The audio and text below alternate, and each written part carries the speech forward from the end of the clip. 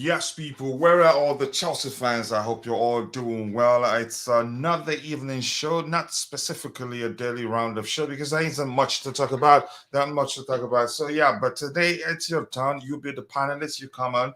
I'll share the link on to the panel in the chat in a bit. But, Roos, if you haven't been on the panel here before, the rule is that you must be on camera before you get a chance to be on the panel here. But despite the way I'll wait for you. I'll share the link in a bit, as I've said. Big up to all of you. Much love. Always nice to see you all. Let's see. What else do we have already here? Nobody in the chat already. That's why I'm going to share the link to the panel anyway. So if you have time, come be the panelists today. Let us know whether you think Chelsea are progressing or whether Chelsea are regressing. Whatever you think, you have the opportunity to come give your 2 cents right now. Not much. I'm just gonna be playing around, see if anybody gets a chance to come join the show and let us know how they feel. Nobody, it's just me, my comment there, and I will peel the comment to the very pin it at the very top of the chat window. So if you have time to come join us, feel free to do so. Come onto the panel. If we have two fans on the panel to debate, yeah, I will get off and just watch them, or maybe just moderate. If it gets out of hand, I'll kick them both out. I'll mute them and come back on and give another people to give a set of two people, more different people, the opportunity to come express themselves on the panel. So I'll wait for you. Just give me a second here. I need to take care of something quickly. I'm a bit tired, but I think I can get through it. This is experimental, and I hope it goes well. Even if we don't have much people to participate today, I'll still repeat it another day to see how it goes until I have, you can say, a stable structure to go with. So there'll be a lot to learn today.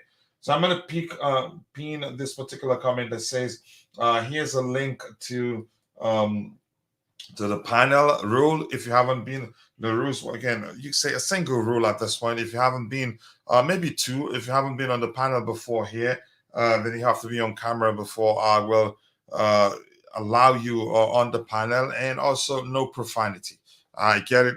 If we happen to get two people who are willing to debate each other, chances are it gets out of hand. But I'm here to make sure that doesn't happen.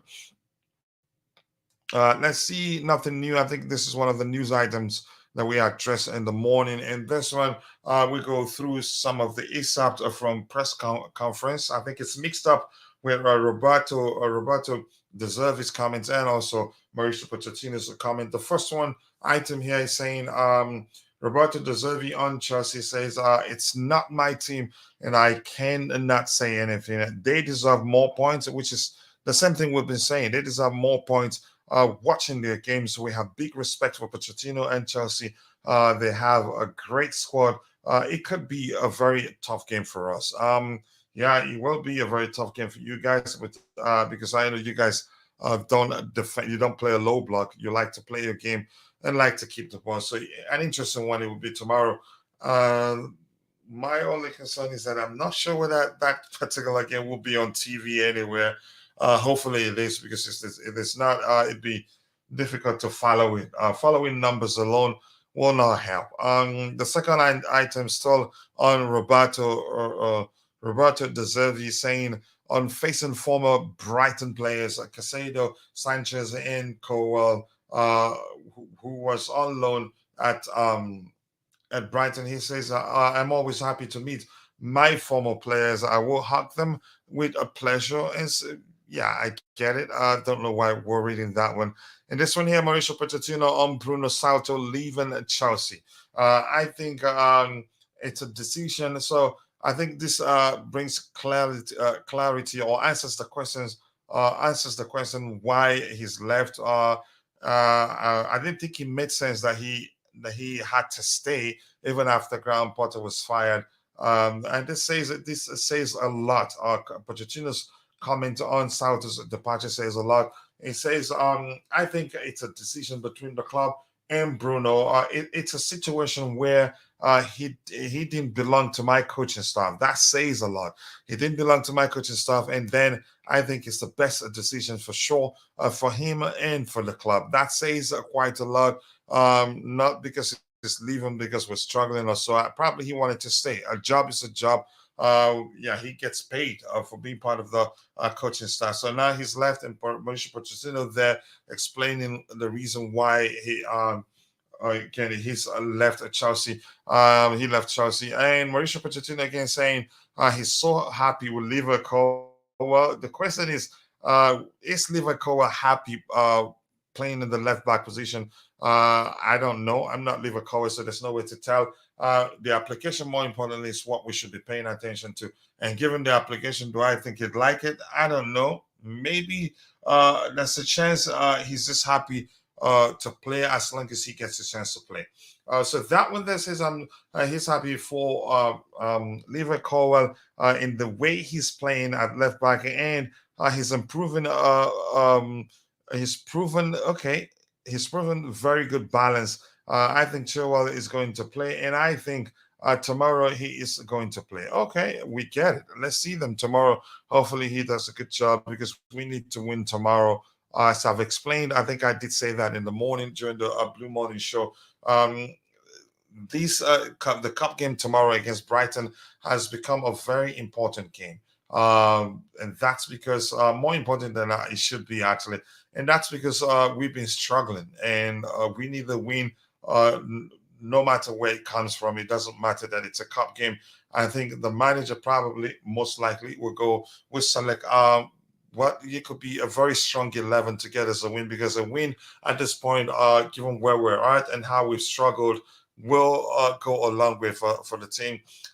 This says, yeah, we've read that he's playing well. And this one in particular says Mauricio Pochettino or Berard Ibali go into the dressing room. This addresses another thing that people, you can say they've read it, they've taken it, and they're running with it. But let's address it really, whether the manager cares, whether the owners are coming to the dressing room after games and all that. It says Mauricio Pochettino says, I don't see it in a bad way. For me, it is good that they share with us. That they share with us. It is that says it would be different if they give some speech, but they own the club and can do what they want. I am glad they came and shared with us. We didn't win on Sunday, and it's important to share also when we are suffering. I think he's trying to put a positive spin to it, or make it, or trying to make it make sense that the owners joined them in the dressing room after that loss against what team was that? Was it Nottingham Forest? I can't quite remember. The last game we played, what was the outcome? Actually, I can't quite remember. But that's, by the way, it makes sense that that they share the dressing room with the players and the coaching staff when we're suffering, and not just to come there when we're winning and we're celebrating. Let's see anything else here to talk about. So I'll wait. If anybody watching wants to join the panel or wants to come onto the panel and express themselves and say it how they see it, given where we're at today in the table, or given how we've struggled out of late. The link is pinned at the very top of the in the chat window. So I'll wait for you to come in and speak your mind. If anybody comes, if not, soon we will be rounding off and then wait for the Blue Morning show. But like, as I said, this is experimental, and I hope it goes well. But I'll give it a few more streams to see how it goes. If it doesn't go well, then we need to yank it off our program. But right now, let's see how it goes. I need me a drink here because I'm tired and very sleepy. Let's see if there are other items or other things he said during the presser that we might want to look at. Give me a second here. I think we've looked at that one. Mauricio Pochettino says Amanda Broya is not ready to start. He can only play for a maximum of 30 minutes, which makes sense. You don't want to overplay him since he's just recovered from a long-term injury. You're risking a setback if you do that. And I wouldn't recommend the club does that. I think it's one of our objectives this season. We need to think about the opportunity to win trophy. Of course, the feeling after Sunday are not the best, but it's about moving on to give the players confidence and trust, and not to dwell on a loss too much. Because if you do that, the players' confidence would take a hit. I already have argued that yeah, the low confidence is creeping in gradually, and I don't want it to take full effect. If it does, then it'd be dangerous for us. We'd go from not putting away chances to, yeah, we're low on confidence and cannot seem to do anything right.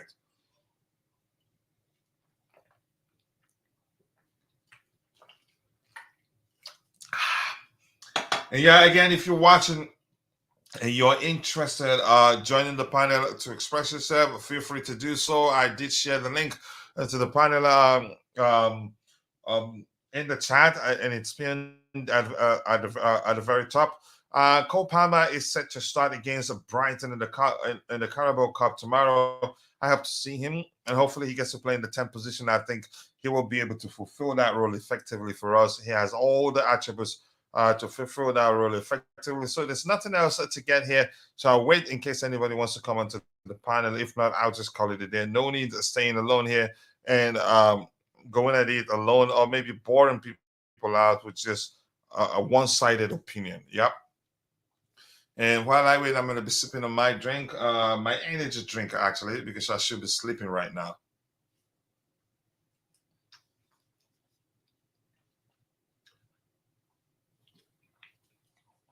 And during the Blue Morning Show, we did look at the statistics. Yep, we did that from as individual statistics, and then the team's overall statistics. Promising, but glaring issues. Given the fact that we created 15 big chances and missed 15 big chances. That's really concerning here. Let me see if we'll just look at it just to waste time. I think maybe in the 30th minutes, if it isn't going as planned, I'll just shut off for the day and go take a break. Let's see.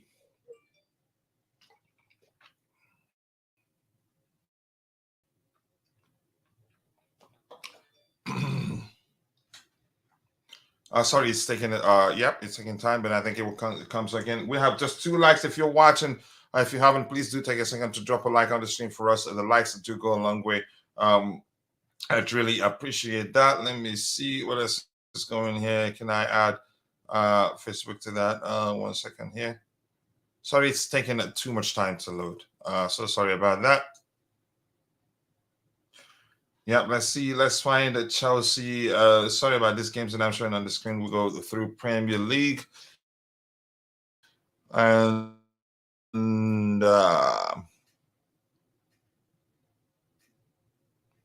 of time, you can come onto the panel and let us know whether you think Chelsea are progressing or maybe regressing. Whatever you think, you have every right to come onto the panel to let us know whether you think that's the case. So I'm going to try and go through the team's overall statistics again. Just give me 1 second here. What am I missing here? It's taking too much time and it's actually slowing down the whole thing. So yeah, there you go. This is the guys. These are the guys I'm looking for here. This guy here. Unfortunately, wow. Sorry, it's a bit slow. So I'm gonna go to the statistics window. We did look at that in the morning, and we analyzed it too. But let's see. It's taking too much time to show here.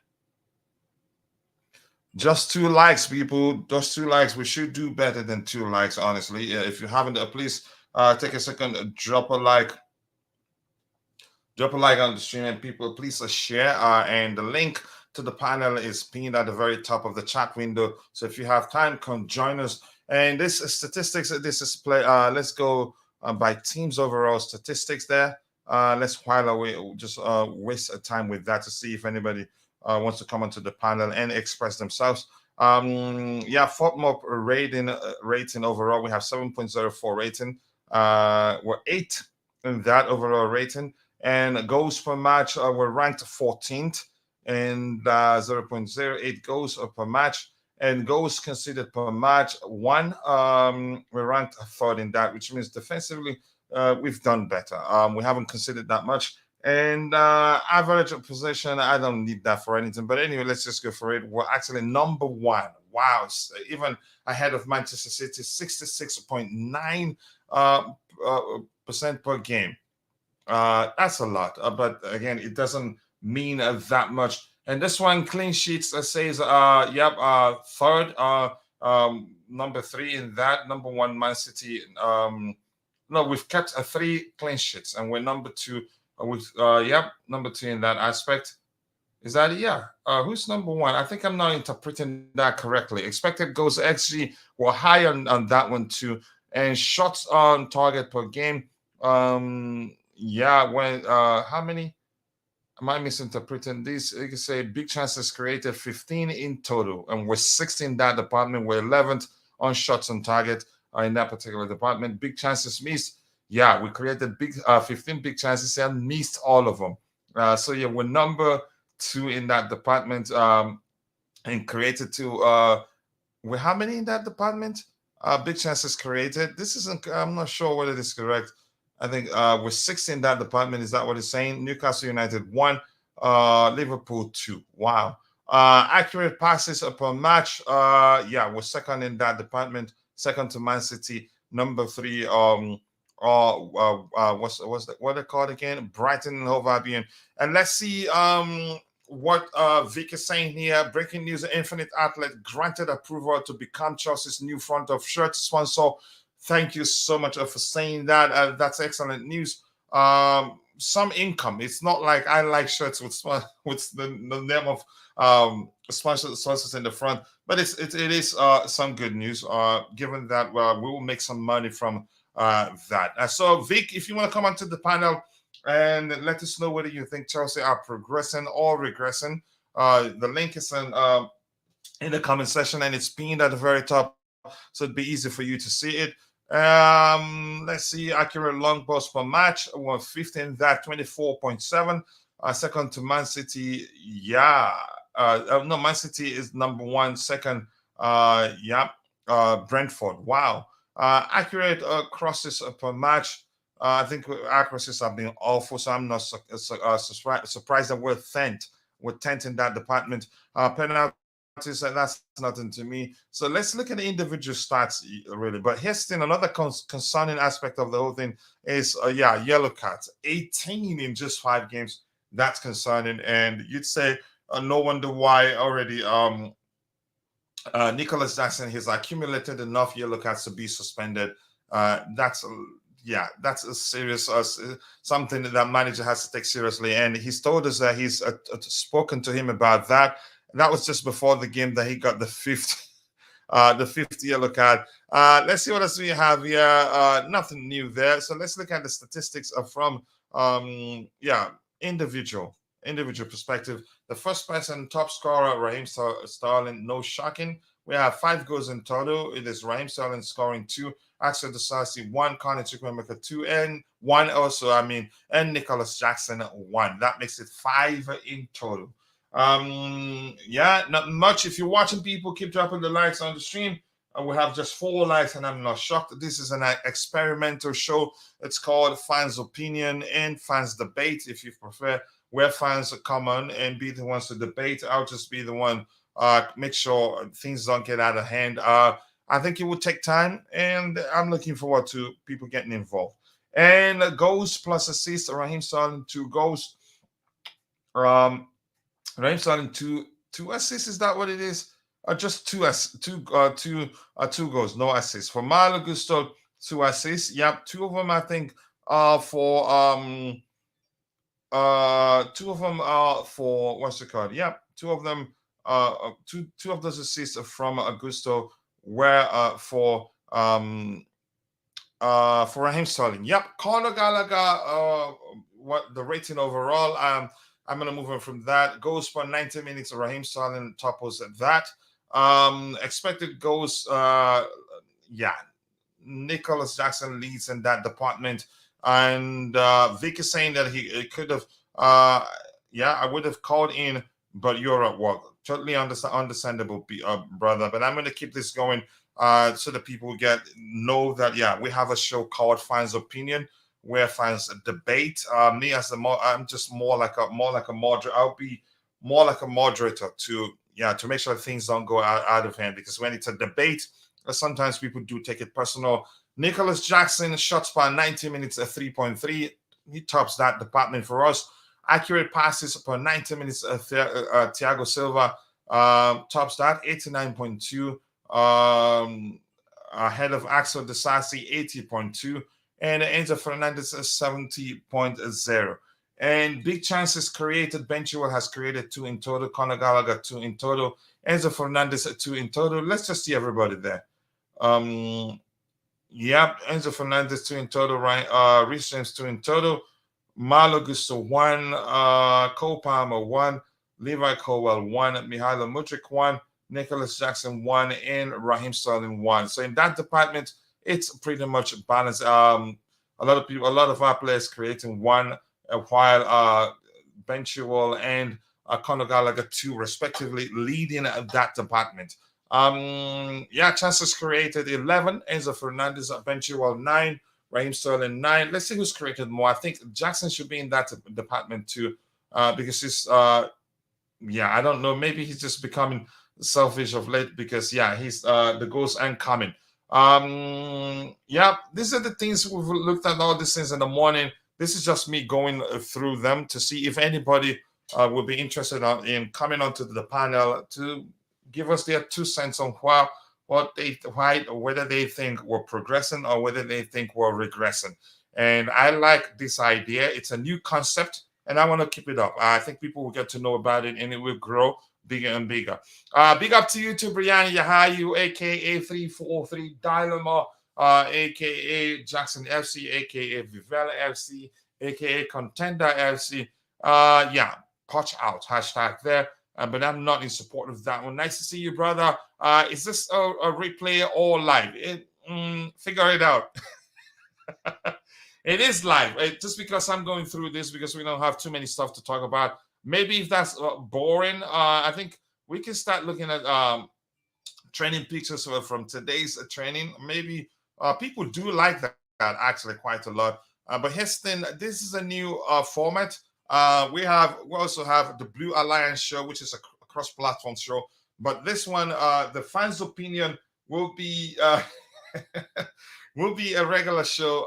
Will be a show strictly for Chelsea perspective, where I'll just be a moderator. Fans will come on. You see, like you're saying, Poch out, and somebody in the chat is saying Poch stays. 2 of you will come onto the panel and slog it out respectively. You can say in a civilized manner, and I'll make sure it doesn't get out of hand. That's why I'm here. Let's see, Regressing, you think? I would have loved you to come onto the panel. It doesn't. If you're not going to be on camera, no problem. I think I know you.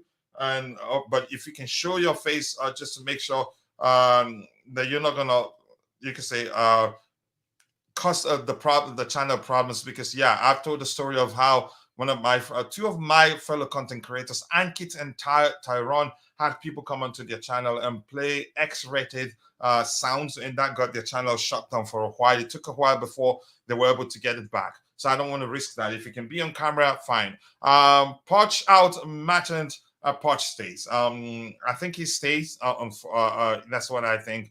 Let's see. I want to see David Washington play tomorrow. No, if I beg. I think he plays. And signs are that he plays, because he didn't play for the development team today, which I thought he'd be again, which means the managers don't want him to play, and then again play another game tomorrow. So if anything, he gets a game time, some minutes tomorrow. So if you're in the chat, the link is pinned at the very top. You come on. I'm just more like a moderator today. I'm not going to be reading too much. So I'm waiting. It's a new format. We're trying to introduce plenty of shows so that we get you can say we accommodate people of you can say of the foreign you can say how you can say approach maybe. So if you want to comment, the link is pinned at the very top. You can come and click through it, come onto the panel, give us your 2 cents. I'm not going to be reading too much this evening. This is not the daily roundup show. well, this is an experimental show, but one I'd really like to see take off because people will like it. We don't do too many calling shows here. Big up to you too, Vic. Nice to see you. I am Punch FC to Project Progress Performance Patience FC. Yeah, PPP. Potch Ball is okay if you watch extended highlights on Chelsea Football Club YouTube channels. We move the ball well, but we cannot finish. Bench Nicholas Jackson either a play Broya or false nine for Raheem Sterling. Let's see what happens there. So the link is pinned at the very top. I'm not here to read your comment this evening. The interaction is good, but it's your turn to get onto the panel. Come, let me be the one to judge your waffling today. I'm not going to be the one to always waffle. How would you think Brighton lines up against us tomorrow? Here's the thing: they have a European assignment. Yep, they're involved in Europe, so chances are they will. You can say the more likely. Am I certain that's going to be the case? I would say no, but they're more likely to switch things up, to make a few changes here and there. How much of a sense do I think they'd make? I don't know. But the ideal thing usually for teams in Europe will be to bring in new players, not to field too many of the starting players in the cup games, because the priority usually is to win a European, to win in the European competition, not in the cup game. But I'm not too sure that's going to happen. So again, once more, if you're in the chat, the link is pinned at the very top. You can join in, come give us your 2 cents. I'm here to judge you. I'm here to be, you can say, to be just a moderator. Yep, this is the first time we're hosting this type of show here. It's experimental, but it's one that I strongly believe will grow with time. Once a lot of people know, you can come onto the panel. Easy question: Chelsea is regressing. I want to hear more from you. Come onto the panel. The link is pinned at the very top. Come and speak. Come and speak. Please, this is the time that I usually rest. I should be sleeping right now and then take time to do a research on the title for tomorrow's Blue Morning Show. So now it's your turn. Be the panelist. The link is pinned at the very top. If I don't know you before, you have to be on camera for at least 1 minute or 30 seconds, so that if you do anything to put the channel into trouble, we'll be able to ID you and say, here's the person that did that. So please don't write for me to read. You come onto the panel. We are progressing in terms of stats, but regressing in terms of win rate. You go with let's see. Watch a Chelsea win games when they get infinite athlete. Possibly. I hope so. Hopefully all our injuries should be back. I'm not, you must Namaya, I think you should rephrase that. You should rephrase that. It's what you just said is dangerous. No, God forbid. All our injuries shouldn't be back, but all our injured players should be back. So please don't do that again. Please, I beg you. But to be honest, it can be fixed by playing players in their natural positions. But here's where I don't think that's the solution. Or maybe if we play players in the natural positions, that will lead to us creating, you can say, a bigger volume of chances, and which will, common sense. The more chances you create, the more the opportunity would have to score goals, if that makes sense. But I get your point. But we've created enough chances to do better than we've done in the 6 games we've played. And subbing Jackson Sterling early in the game, like 55 minutes or so, if they are flopping. I think it makes sense. Broya is available now, so maybe that would lead to Jackson looking himself in the mirror and doing some self-assessment and finding a way to perform even better. Again, if you're watching, the link to the panel is pinned at the very top.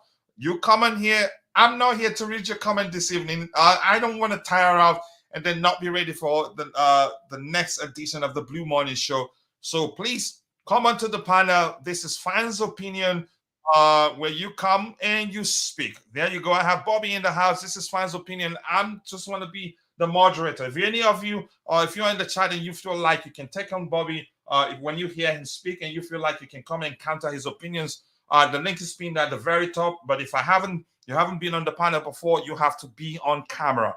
Fans' opinion is different. It's different from the daily round of show where we have the rule that you have to be on camera.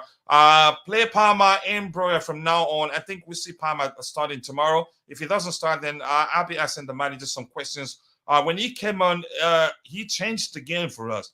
He was spreading the passes like that is the way he was spreading the ball, showed his intelligence, showed he's capable of playing in the number 10 role. You copy this from Talksport? No, I've had a show that I've done. That was 2 years ago, called Fans' Opinion. To be specific, there are lots of ideas we have. We're just looking for more hosts. And if this can take on a life of its own, then I'll just have somebody. I'll just be the moderator. I can actually be sleeping, and people will be coming on and speaking. No, I did not. Where callers can come in and present. No, this is not presenting. Fans will come in and debate each other. Then I'll just make sure it doesn't get out of hand. Profanity is not allowed. Let me just be more specific. Cursing isn't allowed. Big up, Kachila. Your channel have some smart members. Please tap in and up. That's like he indeed meant. He meant injuries coming back. No, when I read that, I knew that was a mistake. He missed the word injured players. And I said, God forbid, please.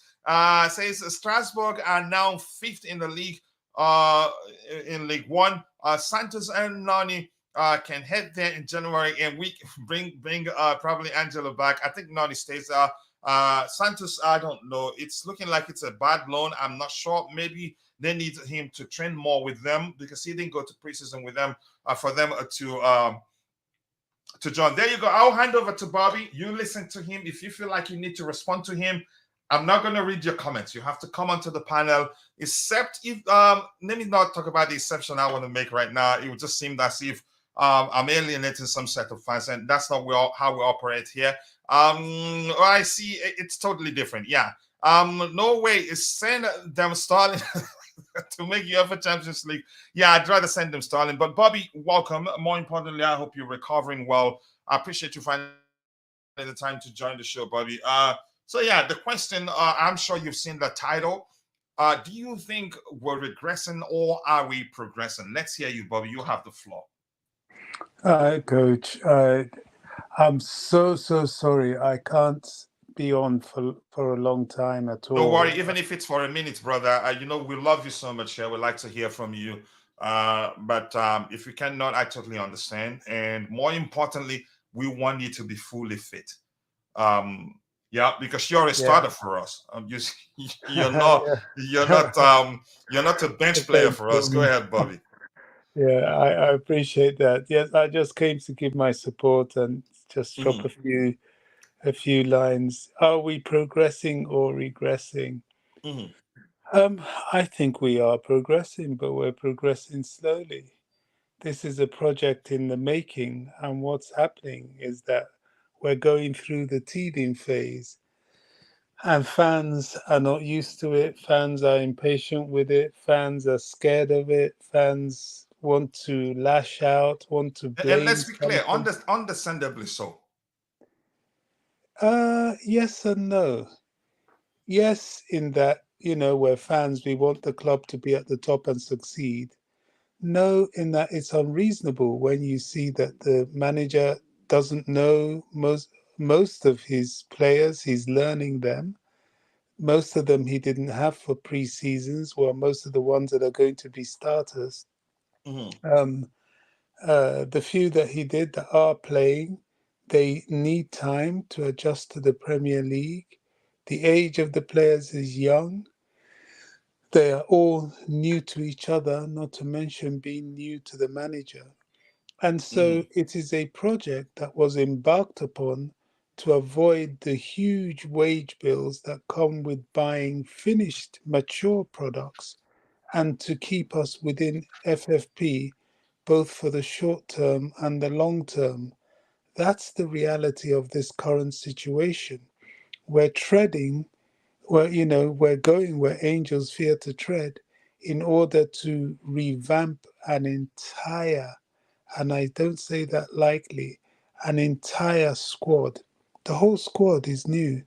The whole everything is new. Managers, even ownership, sporting directors.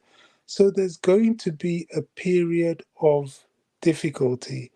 And this difficulty has come at a time where even with the new players that we've brought in, the reliable ones are either injured or just returning from injury. It's a difficult situation, and to think that we've played as well as we have so far is a credit to the manager as it stands. So all I'll say is that for now we are progressing, but it's left to be seen. And it's left to be seen because of the absence of players, the newness of the squad, the fact that some players are getting a demand to play, whereas if they were in another more settled team, they would be given at least 3-4 games before they're seen fully. If you remember, I said this about Moises Caicedo. I said, look, Caicedo hasn't had a pre-season at all, not to mention a pre-season with Chelsea.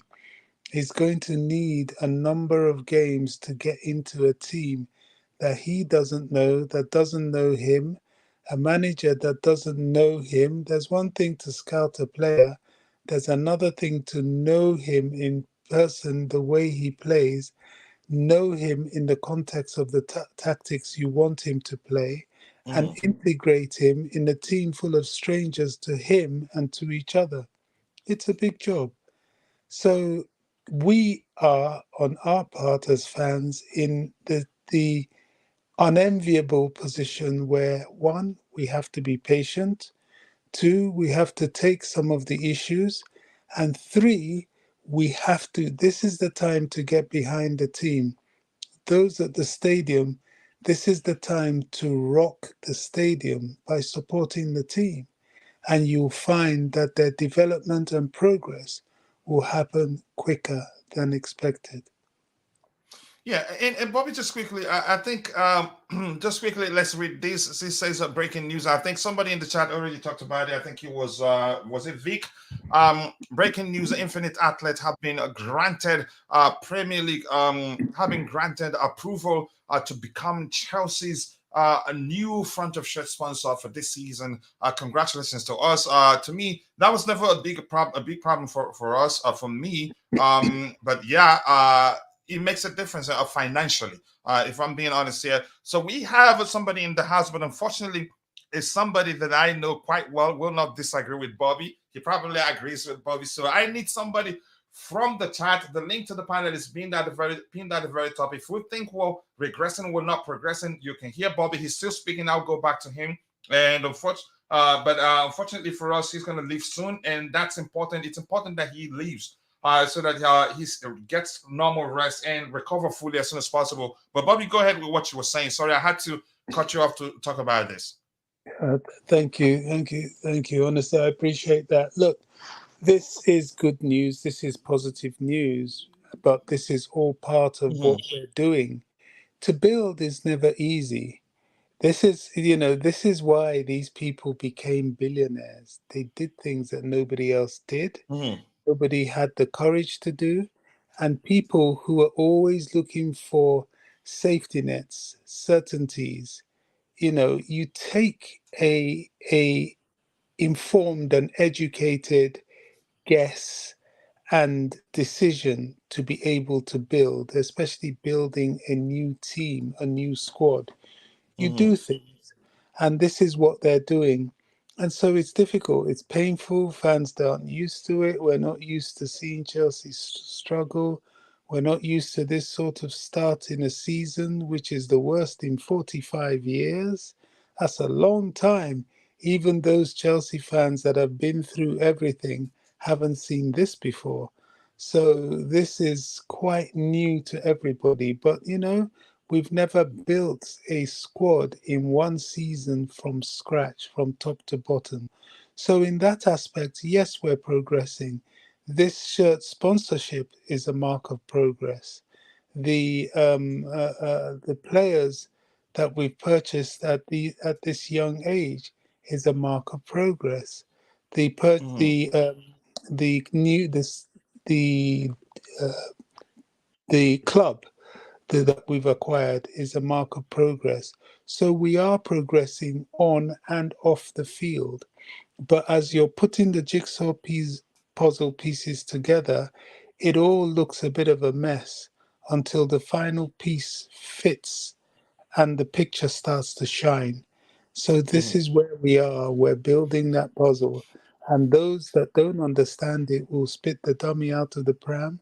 Those that do will bite their teeth, stay quiet, wait, watch, listen, pray, and encourage as much as possible. It's going to be a bit of a bumpy ride, but I really believe it will get smooth. We will do this. Yeah, thank you so much, Bobby. I appreciate you finding the time to join us. Always nice to hear your voice. Go get your rest. We'll continue to pray for you. I hope you recover fully as soon as possible. And thank you for always, you can say, telling us. And I appreciate JC also, who was very attentive. He paid attention and said, Bobby is awfully quiet. He's usually busy fighting people on Twitter. Of course, remixing that a bit. He's usually very busy, very active on Twitter, but he hasn't heard from you for a while. And then I said, okay, I'll reach out. And that's the truth. But nice to hear your voice. That makes us happy. Thank you, Before I go to JB. Tobago, I and just have to add that, my apologies. I'll be back soon. I'm going through quite some rigorous treatment, which takes a lot out of me at the moment, as you can yeah, tell you from owe my us no voice. apologies, Bobby. You owe us no apology at all. More importantly, we want you to be to recover fully.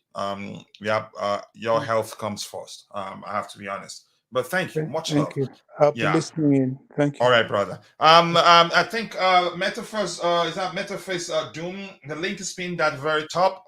Yeah, there you go, Metaface. I'll bring you on. I think I recognize that. You heard Bobby. So but I'll hear. Let's see if Tebago, if he differs from what Bobby says. But let me just humor those in the chat. I told you guys I'm not here to read your comment today.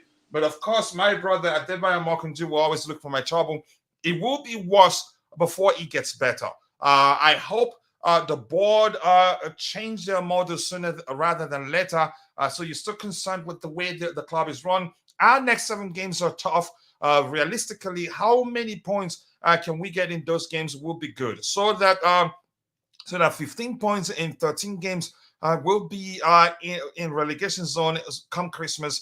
This is realistic. I think we'll actually do better than you expect us to do. But you're my friend and my brother, so I will never forget this comment. And I'll come back to you and let you know. Look, I told you.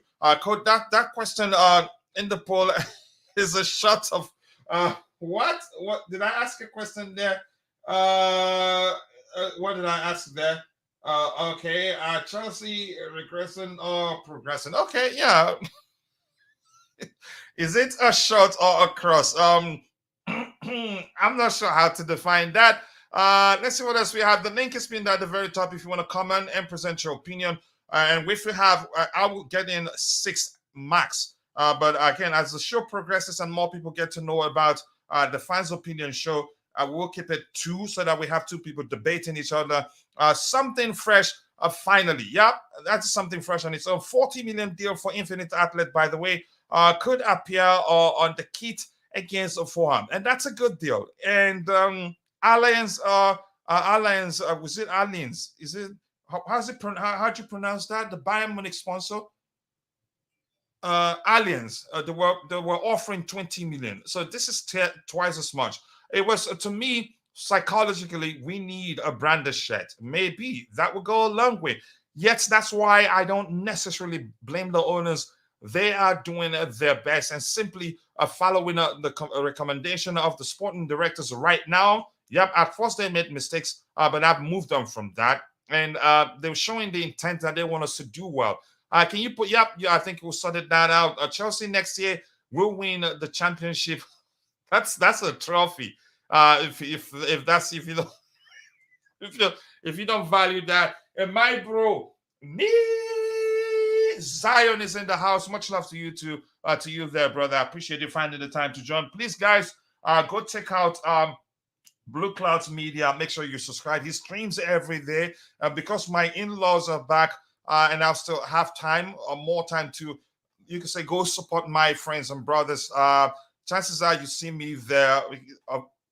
Some you can say here and then. But that's, by the way, I appreciate you joining. How do you answer that question? What would what would yes mean? What would yes or no mean? You figure it out there.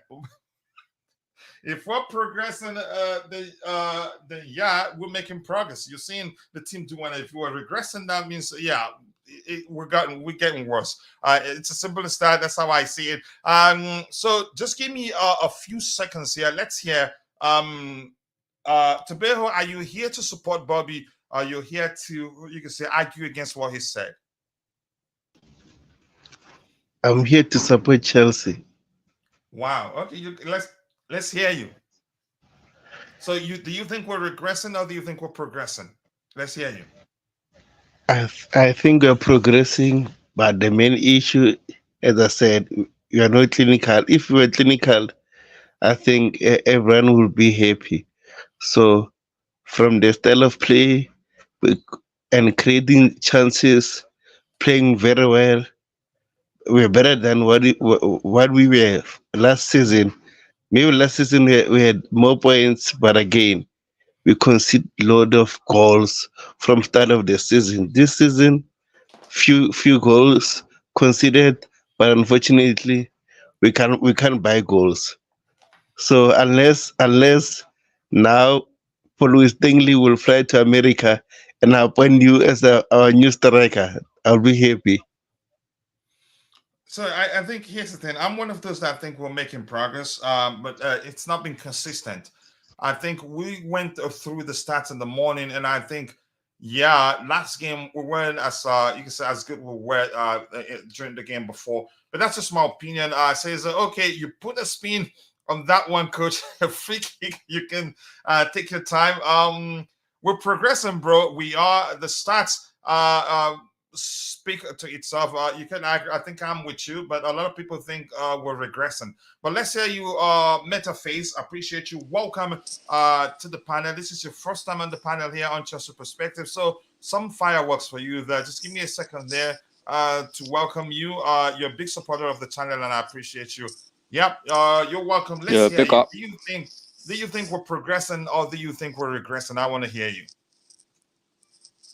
Yeah, first of all, big up to you. Big up to everyone in chat. Much love Thanks to you, for having me on. Let's hear you. Mm-hmm. And I think we're regressing. To be fair, I no longer recognise Chelsea. Yeah, I no longer recognise my club. I was born in the Rob Abramovich era, so I've never been relegated. I've never seen us relegated. Lowest I've seen us finish was 12th last year, and I think the club's gone backwards ever since the new ownership's come in. But they came in, they sacked Thomas Tuchel, who's a better gaffer than Poch.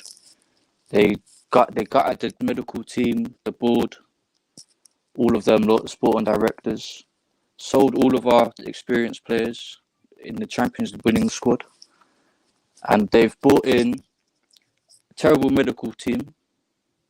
They've brought in worse sporting directors.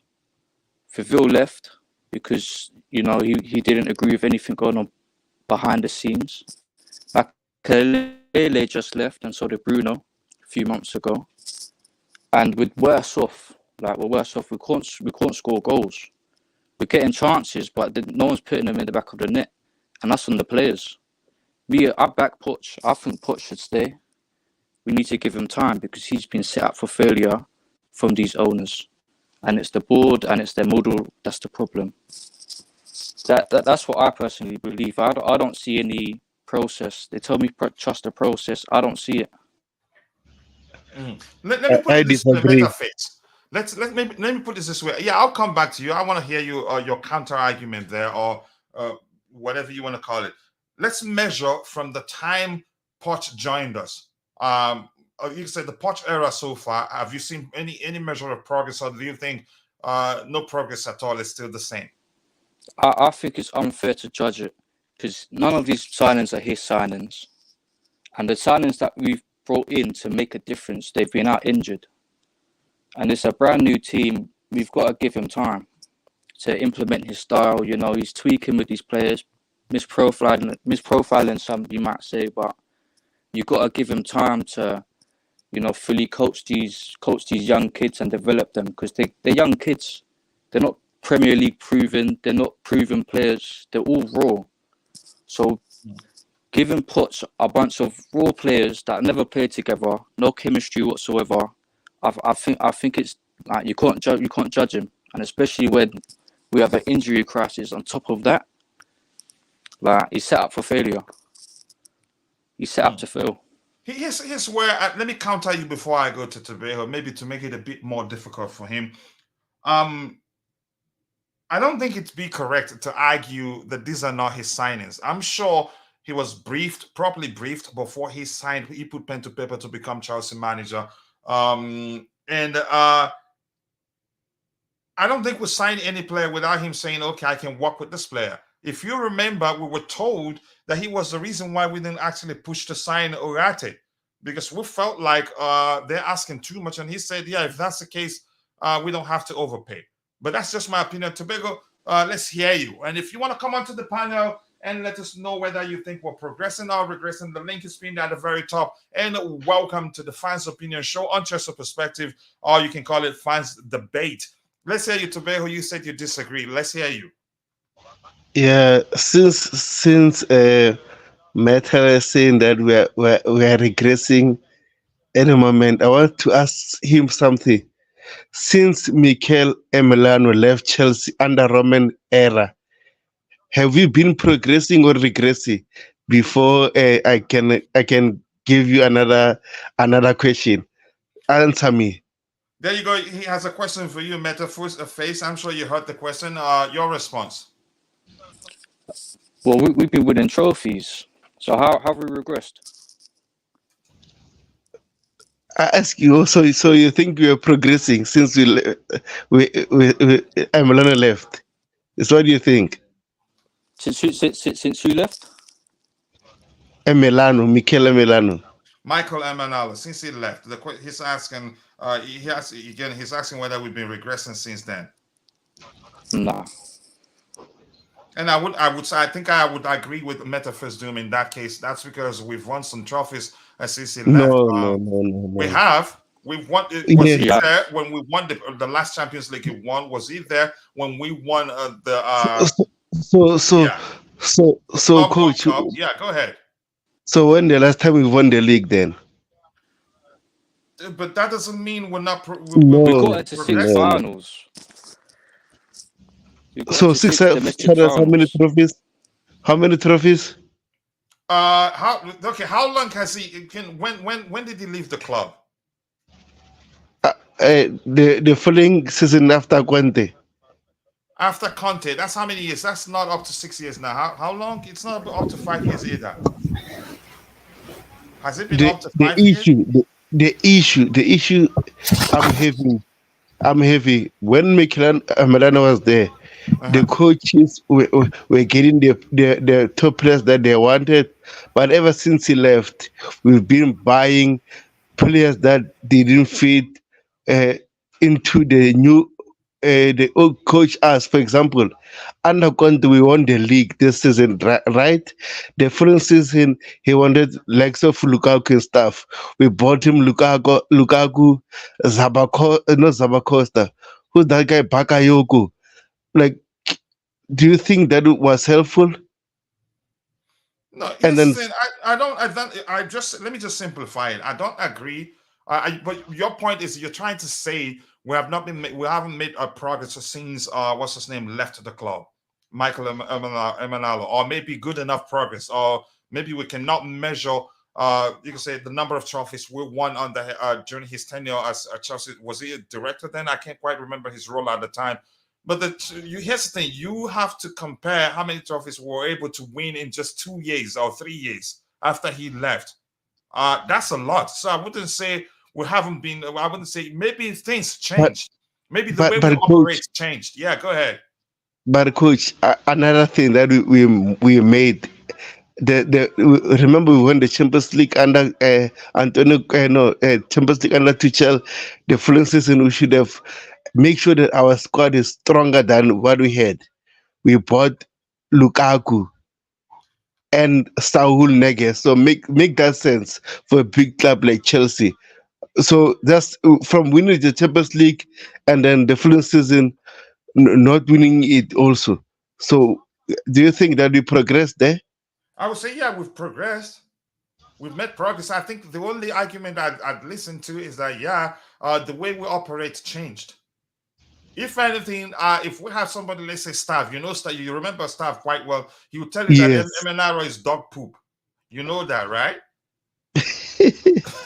So it depends on who you ask. But let's see, Jerry Z, if you're there quickly, if you take a minute or two, let us know. Do you think we're progressing or are we regressing? Because yeah, I think JC joined the fight. So we have two J's in the house. But let's see, Jerry Z, if you're there. And how many people do we have on the panel now? We're 6 at max. I think one more to make it 6 until if anybody wants to join, then somebody else has to drop out. But right now, everybody stays. Let me give those again. Jerry Z, go ahead. You speak. Just 1 second. I was Vivel FC at some point of time. I thought he's better than the guy from Monaco. But man, just in your opinion, yeah, exactly. Just say your opinion, Coachella. The injuries are progressing.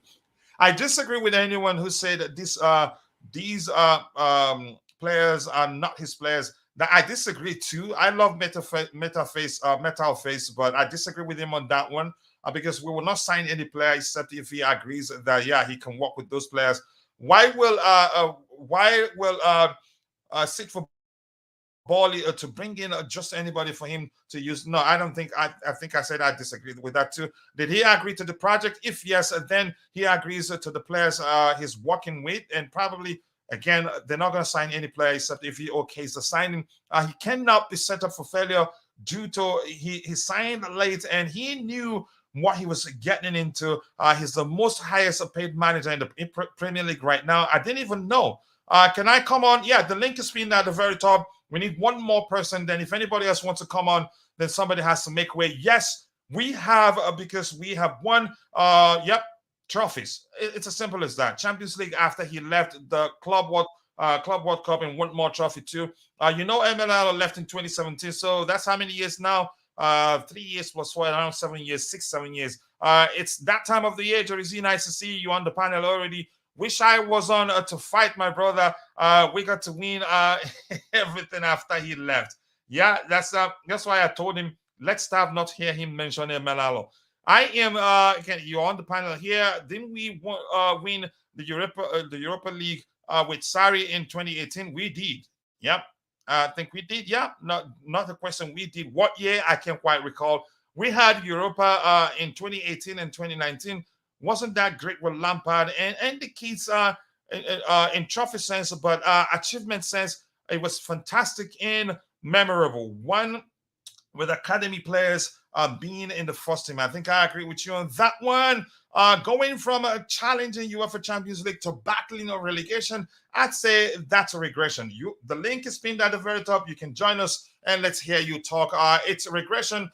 Joseph O'Halloran says the link is pinned at the very top. You can join now. We need one more person. Then after that, if somebody else wants to come in, one person has to make way. Jerry Z, let's hear you if you're there. I want to hear JC as soon as possible. Yes, sir. So of course we have regressed, right? There's no two way about it. Wow. It's not a rocket science. It's so obvious. It's black and white. We don't need Einstein, right? To tell us. Definitely. But having said that, right, as an analyst, to make it a little bit delicious and spicy, because it's a new model, right? And we're not saying this is right or wrong. It's a different model. To know if it will succeed, if it's a progression, we have to see over the period of time. So again, we have to wait and see. So far, it doesn't look like a good decision. Okay, you can say this model works. It has some analytics behind that. It has worked in different places. And it can work, right? It can still work with Chelsea. But the thing is that they could have still, as I said, applied the same thing that they wanted. Fine, no problem. There are many frameworks, there are many methodologies you can go about it. So this is one philosophy. Fine, you can go with that. But the transition was not smooth. It was like an overhauling, right?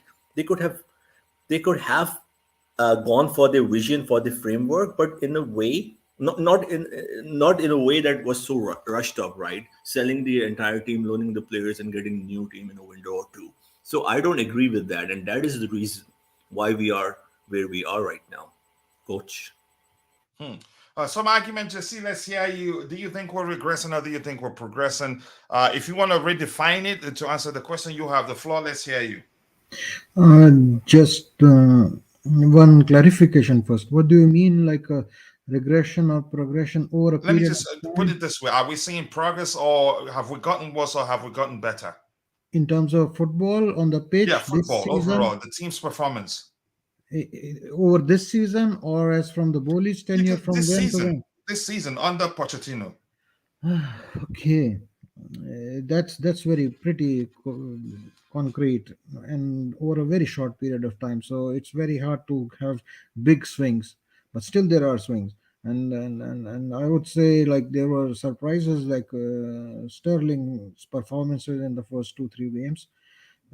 He has dropped off a little bit, but overall seems to be fine. I think the biggest setback has been injuries, but still considering that still the available players and the games we had were not against the big teams, so-called big teams.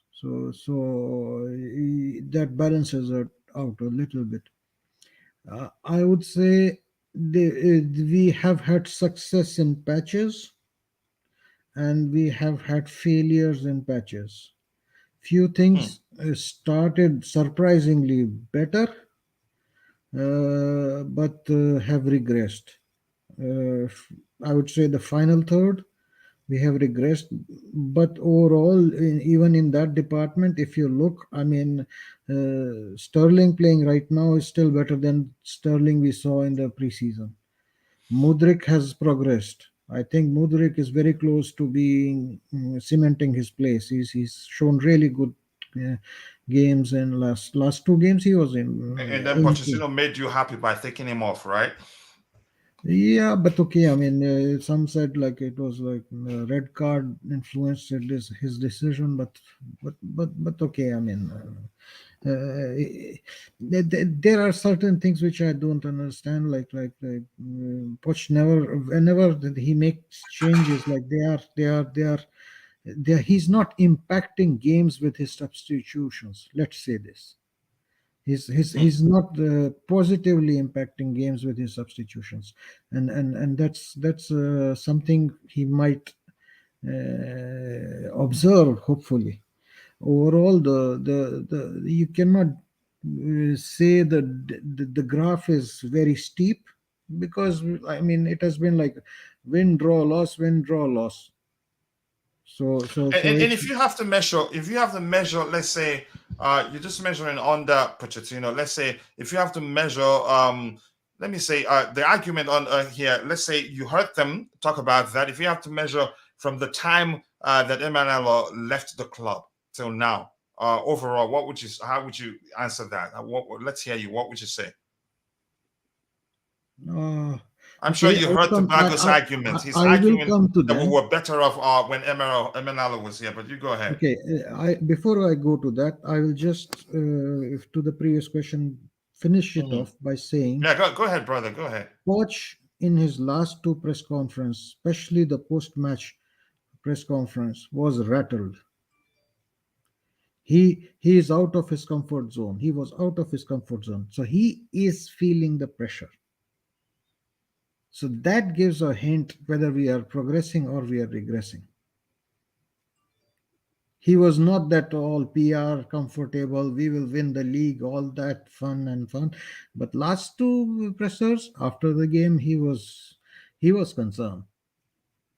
So you can judge from that, like whether we are where we are supposed to be. We are far from there, or we are happy where we are, or okay, I mean, it's small thing, we will change. If it was a small thing, he wouldn't be rattled. Oh, okay, he's not totally lost it, but he is concerned. You can see that. So that gives an hint. As for the Emmanuel, when did Emmanuel 2017, according to and we haven't, have we won a league since then? I don't think we have won the league. yeah, we haven't, but we've won other trophies. We've actually We won won bigger the Yes, league we have trophies. won Champions League. Yeah, We we've won have the Champions League, Club World Cup, and the Super Cup. and we had a lot of players coming from academy. Our academy really had a breakthrough. I mean, every team in Premier League has players from Chelsea academy, so that became a real success. Right now, this year, I am not so sure, but I mean, still we have a lot of good players coming out of the academy. In terms of business and finance, up until Boli, the club turned profits instead of having loss. So they closed down those loss gaps. Club was making money by player sales, although the stadium is not very large and the ticket sales are not. So financially, the club progressed. In terms of linking up with the recent history, I mean, the club, we had a lot of those old players coming in the club. Like we had Terry there, we had Petr Cech there, so they went back to some heritage. So there were some good things. And the team was young. The team became younger. There was a transition after Emmanuel left. We can say that the transition was going very much true in the process when the sanctions hit the club. So I would say like there was and this transition after Boli has been like total transformation, I would say that. So in general, I would say there are again aspects like the financial aspects of the club and other aspects. The club progressed. In terms of results, okay, we didn't win a Premier League, but we won a Champion League, and it's more, I would say, to do like the industry changed. A lot of clubs were purchased. A lot of investors came, even bigger investors than Abramovich. We have like the Arab nations coming in. Even the nations are coming in. We had Manchester City investing so much money. So obviously you cannot judge like the previous management or this like the progression, because the competition improved. The competition became fierce. So in that sense, we somehow maintained our position in the top four. So we have to look at the perspective. And Chelsea remained at the top and became a profitable club. I mean, we could not. Abramovich cannot compete with the countries like Qatar or Saudi for sure. I mean, so end of the day, I mean, everybody has to realize like Abramovich was rich, but it was not like a nation buying a club. No?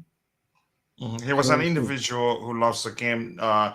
yes, and And then wasn't since you could say wasn't 2017, there have been so many investments yeah. and so many investors have come in. So he was the pioneer, he was the first one. But then now the landscape changed. So it was not only up to the club; it was also the landscape of the football changed. Yeah, I do agree with you. Let me give those in the chat the microphone, and I'll come back to the panel. And if you're in the chat, we have Dan in the house. So I'm going to bring on Dan in a bit to Okay, hear Coach, whether he thinks. I would quickly like to thank you for giving a few words. I will leave so that we can give some more mic to some more people. Yes. So I will vacate the space, and thanks for the. Oh my God, I love you, JC. Thank you for joining. You sound tired, actually. You sound very tired. Dan, I'll come to you in a bit. Hi, It JC. says Big the up, coach, measure. my brother. Yeah, I'll come to you in a few seconds, brother. The measure of progress, sadly, is a trophy, not stats or performance. But I think we understand. But beyond, you can say, before trophies and what that you, as you mentioned there, given that we have an entirely new team, we've always talked about seeing progress.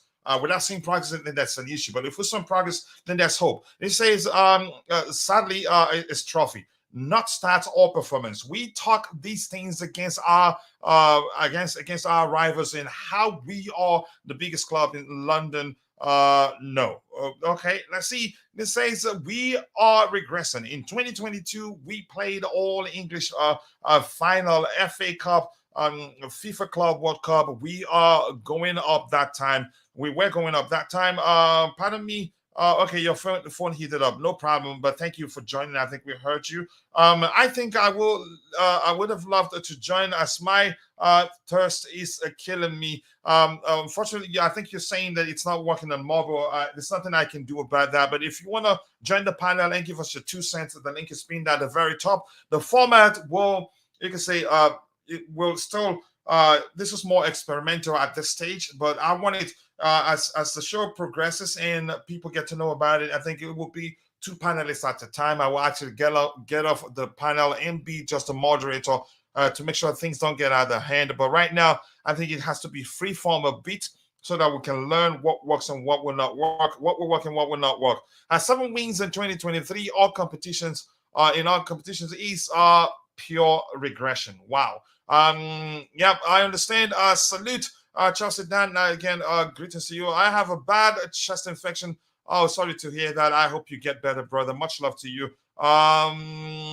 Let's see what else we have there, except for Nkunku and James, who are starters in that injury list. I think let me highlight that question so that we can answer that in a bit.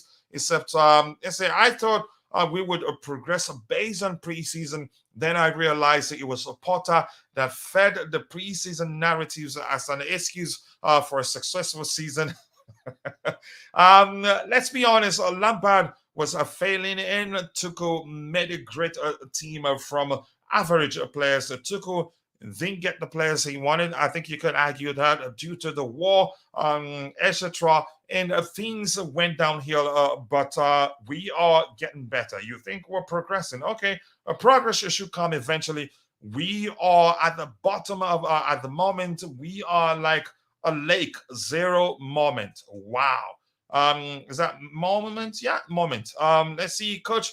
Yep, I've done that already. I'm gonna scroll to the very bottom because yep, the link is pinned at the very top. Thank you for telling them that. And this says a breaking news: Victor Osimhen could take legal action against Napoli by his agent Roberto Calendar formal statement. Formal statement. I don't know who that is. His name sounds weird. What happened today on Napoli official profile on the TikTok platform is not acceptable. A video mocking Victor was first made public and then, but now belatedly deleted. What was said in the video? I didn't see that. We reserve the right to take legal action and any useful initiative to protect Victor.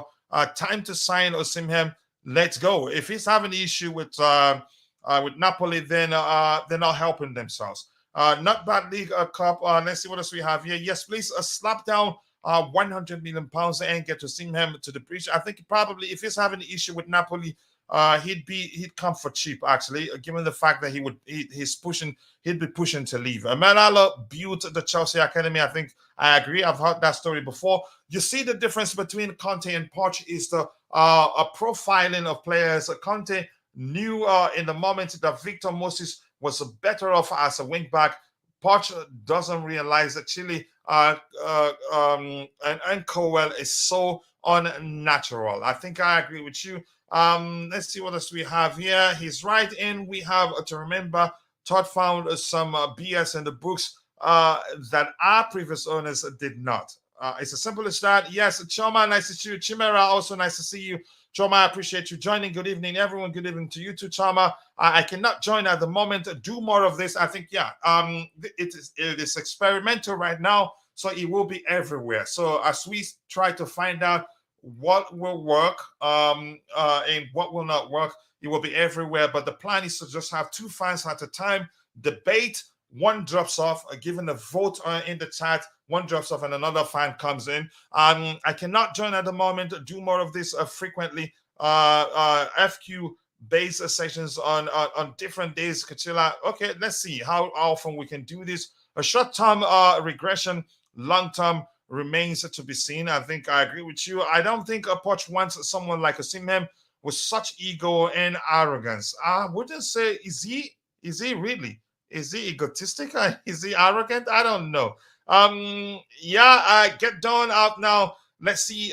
See you later, brother. Much love to you. And please, if you haven't, go check out Blue Clouds Media. Be sure to subscribe and let him know I sent you. Let's hear you, Dan. Do you think we're making progress, or do you think we're getting worse? What do you think? Dan, are you there? I'm in, my brother. I'm in, okay, man. Let's hear you, brother. Let's hear you. I've just finished my shaving, bro. Finished my shaving. Yeah. Let's hear you, brother. Where do we start, coach? The question is, do you think we're making progress, or do you think we're going backwards? You know, from my stage, Just start under Pochettino. Well, I'm not. For a minute, I see a lot of people saying Poch out. Yeah, the people who want Poch out are delusional. I ain't blaming Poch for the situation. I'm blaming the owners. They've made us worse, coach. They've made us. What could I say? I'll still pronounce it. All right.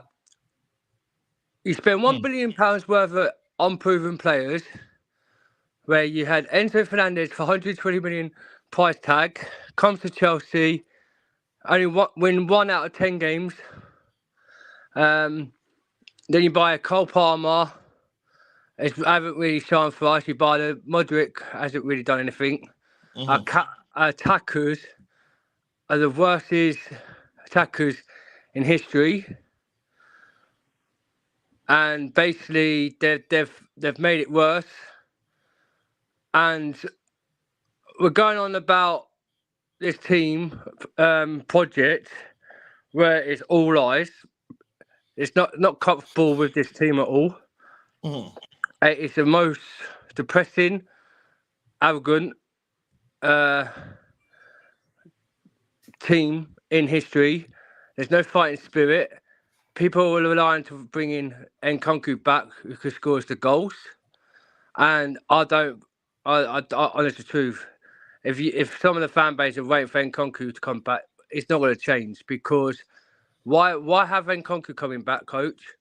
Where you've got a team what's there now playing regular football matches every single game, training on a basis every single day.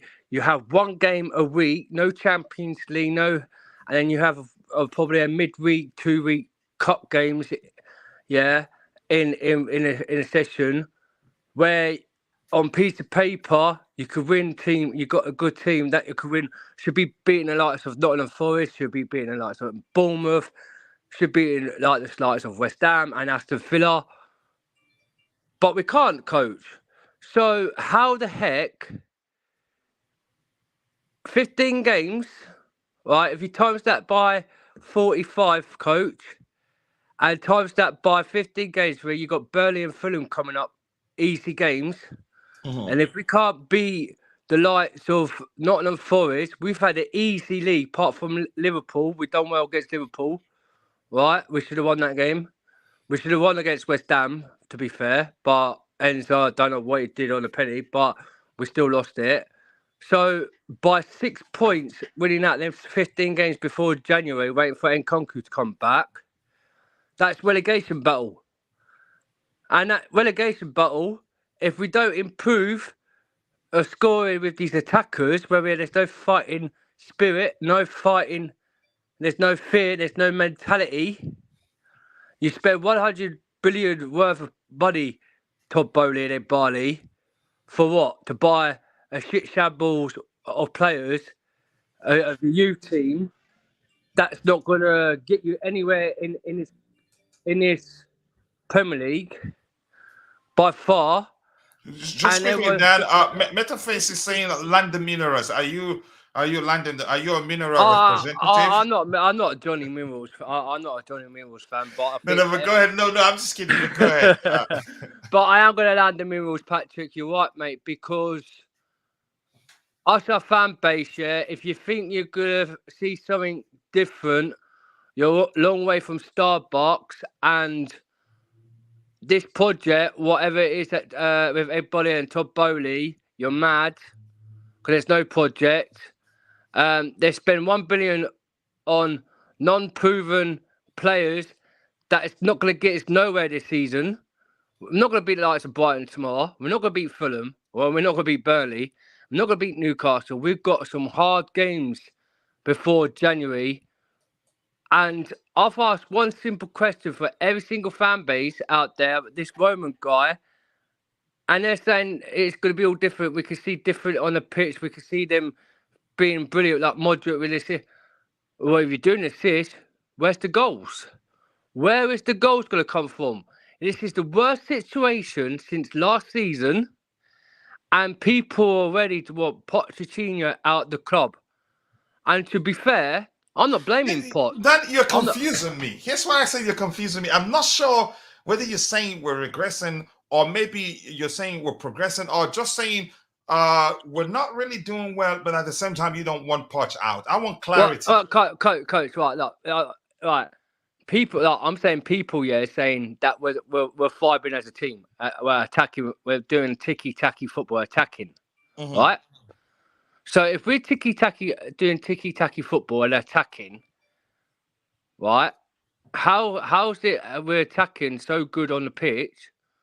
If we were so good, we should be scoring goals like what you see Brighton do, like the Brentford does, the Newcastle. Burnley was all lucky to get away from Man United game by them parking a bus, right? And they dominated that team, yeah, and they should at least score about 3 or 4 goals. But when you have a shameful event to be a big team like Man United, parking a bus against Burnley and win 1-0, they could score. But this team, what we've got, yeah, all the clubs now, mid-table teams, are overtaken us, right? They've overtaken us, coach. Because you've got to understand, yeah, my boy, yeah. Jackson, honest the truth, I don't know what he's doing. Is he holding the ball? Is he trying to? Because the way I saw Aston Villa game when Modric passed him through, as a Tammy Abraham at his age, of same as Nicholas Jackson at the time, if Tammy was there, that would have gone in. But Jackson somehow kicks it wide. Is he really a good striker? For my eyes, no. It's this. I tell you, coach. It's a long way. It's a long way season ahead of us. If you're gonna think this team's gonna finish somewhere top 4, top 5, end of the season, you're mad. Because if we're not in Champions League next season and we get relegated, half of this team, right, are going to leave the Chelsea Football Club, want to be in Champions League for next summer, and it's going to be a fresh rebuild again in the Championship because these owners of the club have ruined our 20 years successful club, the best London is the colour in history, right? We've done it all. Yes, we've completed it all. We're our prime time where we saw our prime players. We've done it all, won the Champions Leagues and all that lot. You'll never see this team win a cup in the thing. And if the people want Pochettino out, you're mad. Because if you bring in another manager, it's not going to change. It's not going to change. We're not going to score goals. This is what I love about our fan base. Some of our fan base, yeah, coach, yeah, right, want managers in, right? They want Pochettino out and want another manager in. Please tell me, guys, why you want Pochettino out and why would you another manager where there's nothing's going to change and no goals? So that's my question to everyone, coach. And thank you very much. Here's what I'm going to do because we don't have too much time. Like I said, this is an experimental show. I'm going to give those in the chat the microphone, and I'll come back. Let's hear whether Mark Cardozo thinks we're progressing or regressing, and then we hear Eric, and we call it a day. This says here. Let me see that comment. I was on this particular comment. Which one of them? This one here, was that the one? I think it was. Did I make a mistake here? I think I was on what particular comment here? I think I was somewhere here. Courtney. Courtney saying, let me say the facts here. If Chelsea don't win the next couple of games, we are going to be in for a relegation battle, possibly. But I think we'll do well. Again, those are the games people think we're going to lose. And because I strongly believe that Charity FC is still well and truly in existence, we'll end up doing well against the big boys. Let's see what else we have here. Jesus Christ, wake up that man. Call Don.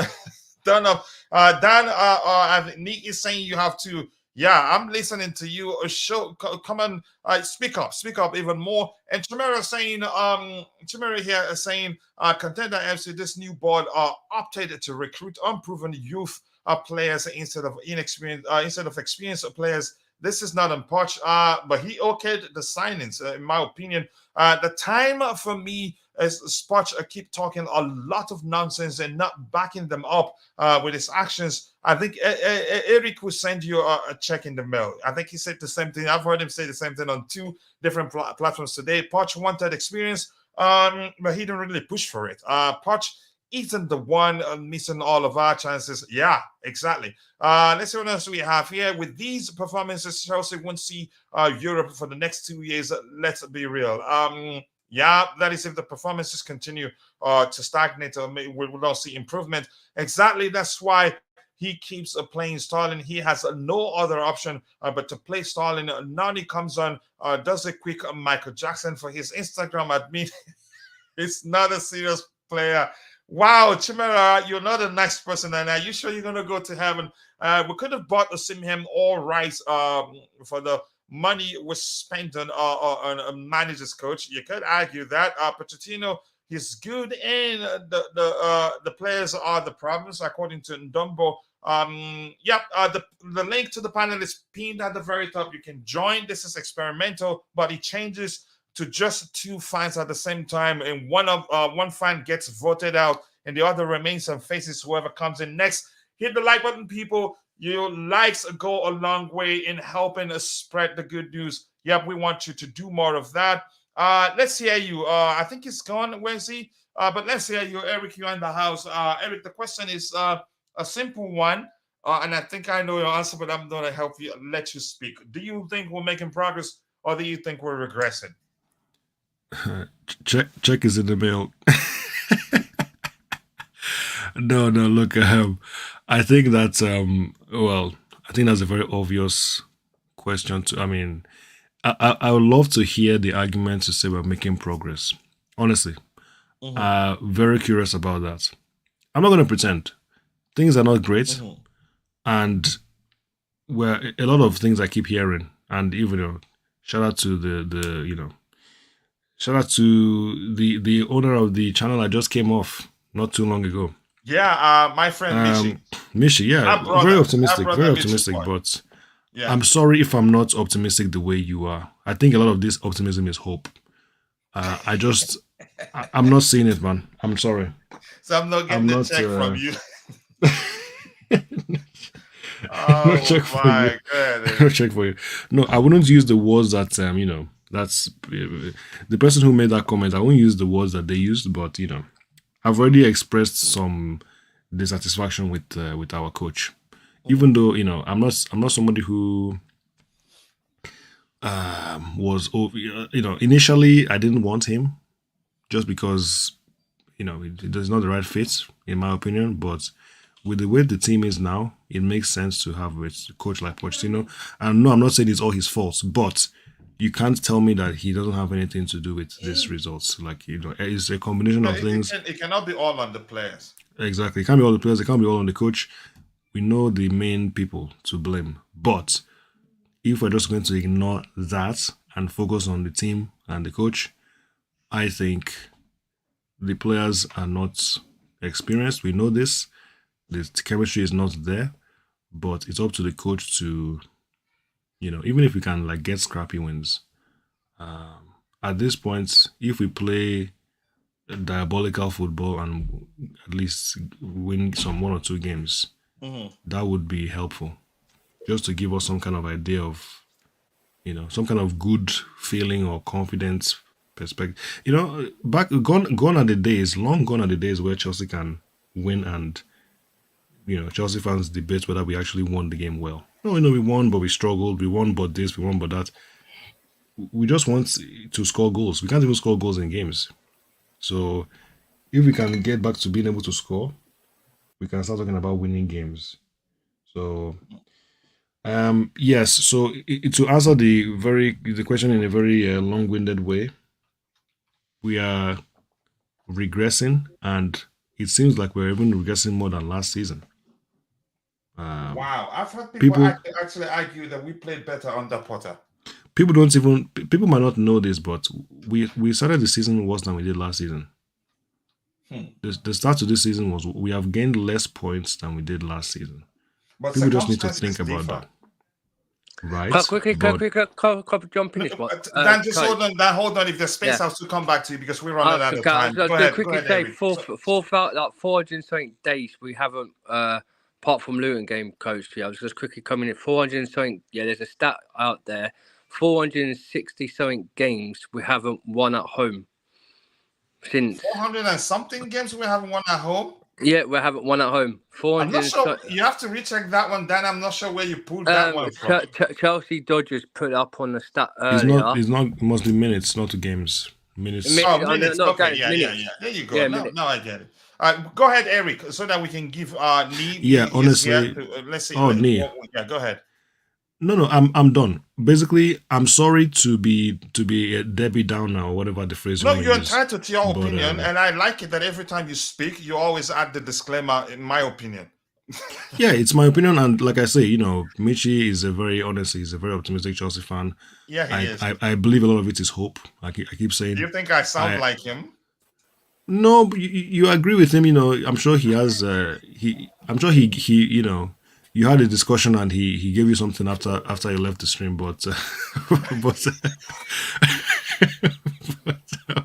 I think that yeah, look, I'm very happy that there are optimistic fans out there to just give me some kind of some kind of hope. Some hope. Yeah.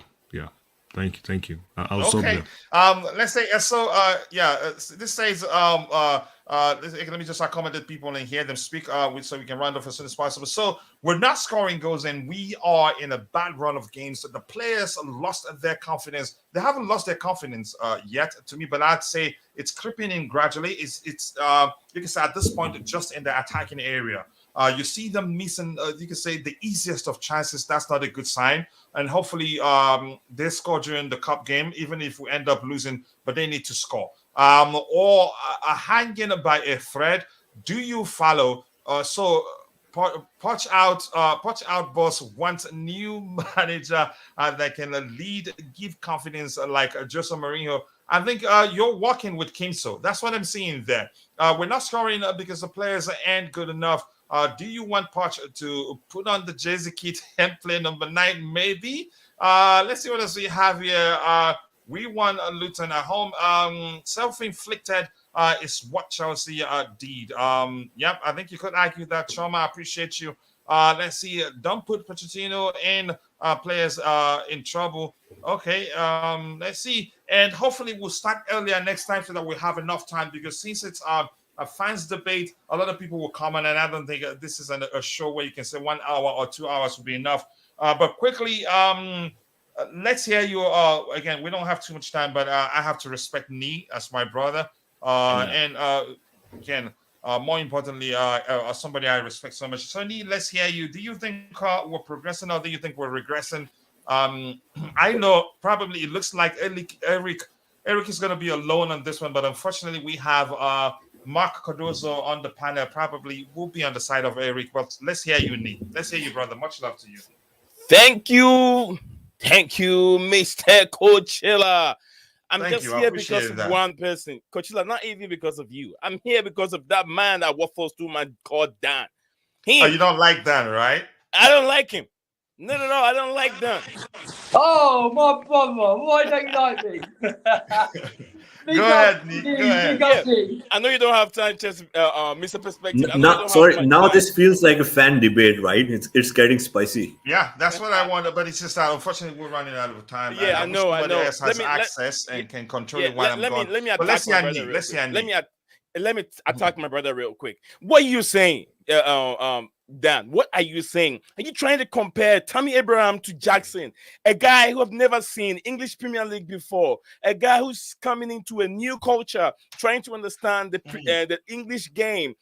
Tammy Abraham was playing the English League since age 10. Age 10, he's been through the Premier League. But my boy, how many goals? Let him drop that. Let him drop. I'll let you drop, my boy. Yeah, go ahead. Let me finish real quick. Tammy Abraham been through all the ranks and I've seen lots of Premier League games before he moved on to even to the senior team. So Jackson, this is Jackson's first season, and he's played only 7 games for the team. And remember, Mauricio Pochettino's game plan was the creative player in the middle is the guy that we've lost. That was in Nkunku from preseason. If you see those goals, those passes, those crispy passes that were coming to Nicholas Jackson, those goals that he was scoring during preseason were all coming from Nkunku. Lots of them were coming from Nkunku. So if you are trying to say, what is Nicholas Jackson doing? Is he standing? Is he running? What is he doing? He's playing football. And he's frustrated. Imagine if you build a team around one person who does the creative work for you and it's not there anymore. What do? You go through lots of problems. So that is what we're going through. And what I've seen, I've always seen. Dan, let him drop. Dan, I wish we had more time. Let him drop, Dan. I'm gonna let him drop, but after I'm gonna come in and I want to tell you. I'll give you. Look, Dan, I'm in a hurry because I had to go pick up my boy from school. Like I said, we didn't start on time because I was on Mitchie Boy's YouTube channel. Yeah. So please don't be patient. Go ahead, Nick. Go ahead. Yeah. So if Dan is telling me he hasn't seen any progress, I don't get it. I know. Don't compare the start of the season, but then trying to criticize the end of the season. That's where I want you to criticize. Now, there are times that we don't start well, but we end well. And I heard you guys even saying, I think Tebago, right? Tebago said something about the 10 between Eminalo here and then when Eminalo left. When Eminalo left, Chelsea have achieved more than when Eminalo was here. And I'll tell my brother Dan, let me know. Let me tell you this. What we're doing now will be much better than what Abramovich did back in the days. Now, I know a lot of you will even fight with me. Look at what Man City have done already since Pep Guardiola has been there. Every season, they know City is going to win the league. What did Abramovich did in the last 20 years? What did he do? He won trophies, but 20 years, we win Premier League every 5 years. Every 4 years, 5 years, we win in Premier League. But City have set it down. The standard is there. Every year, they have to win the Premier League, and that's what we're looking for. And it will happen. Okay, then, Nee. So how long?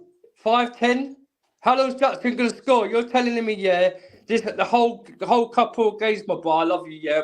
We always like. I'm going to land it here, yeah. Yeah. We're just having a conversation. Right, yeah. Like the thing is, right?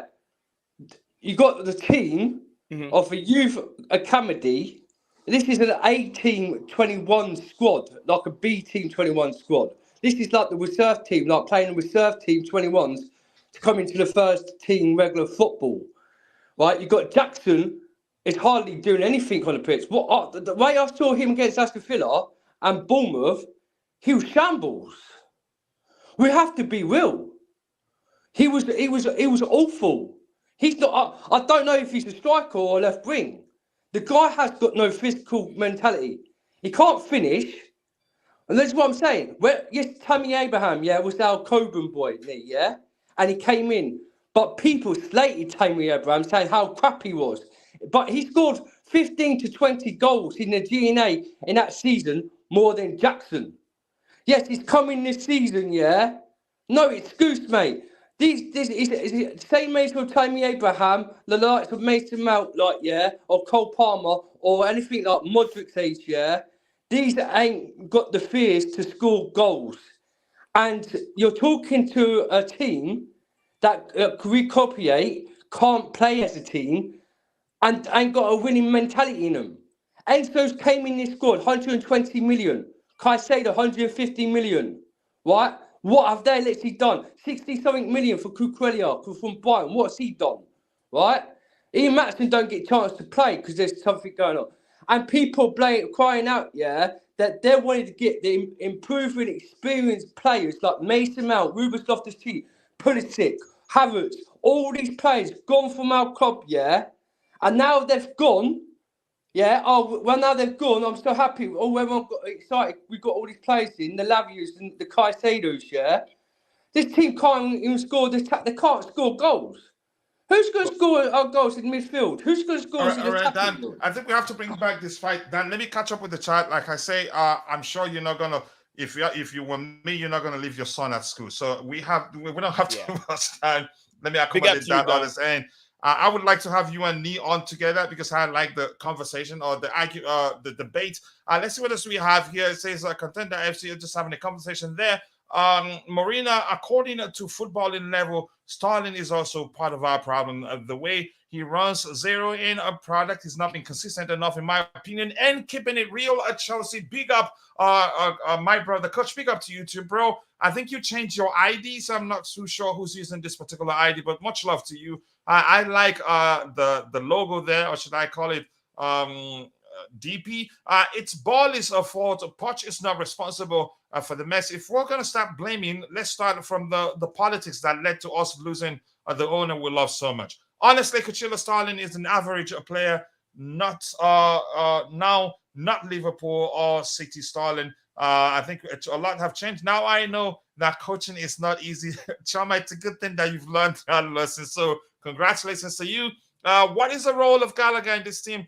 I'm not sure we're going to have the time to answer this. Maybe tomorrow's edition, you can say we'll spice it up a bit. Gallagher cannot score, cannot assist. The Poch setup is so vintage. Soon we realize we will not even achieve 40 points. Wow.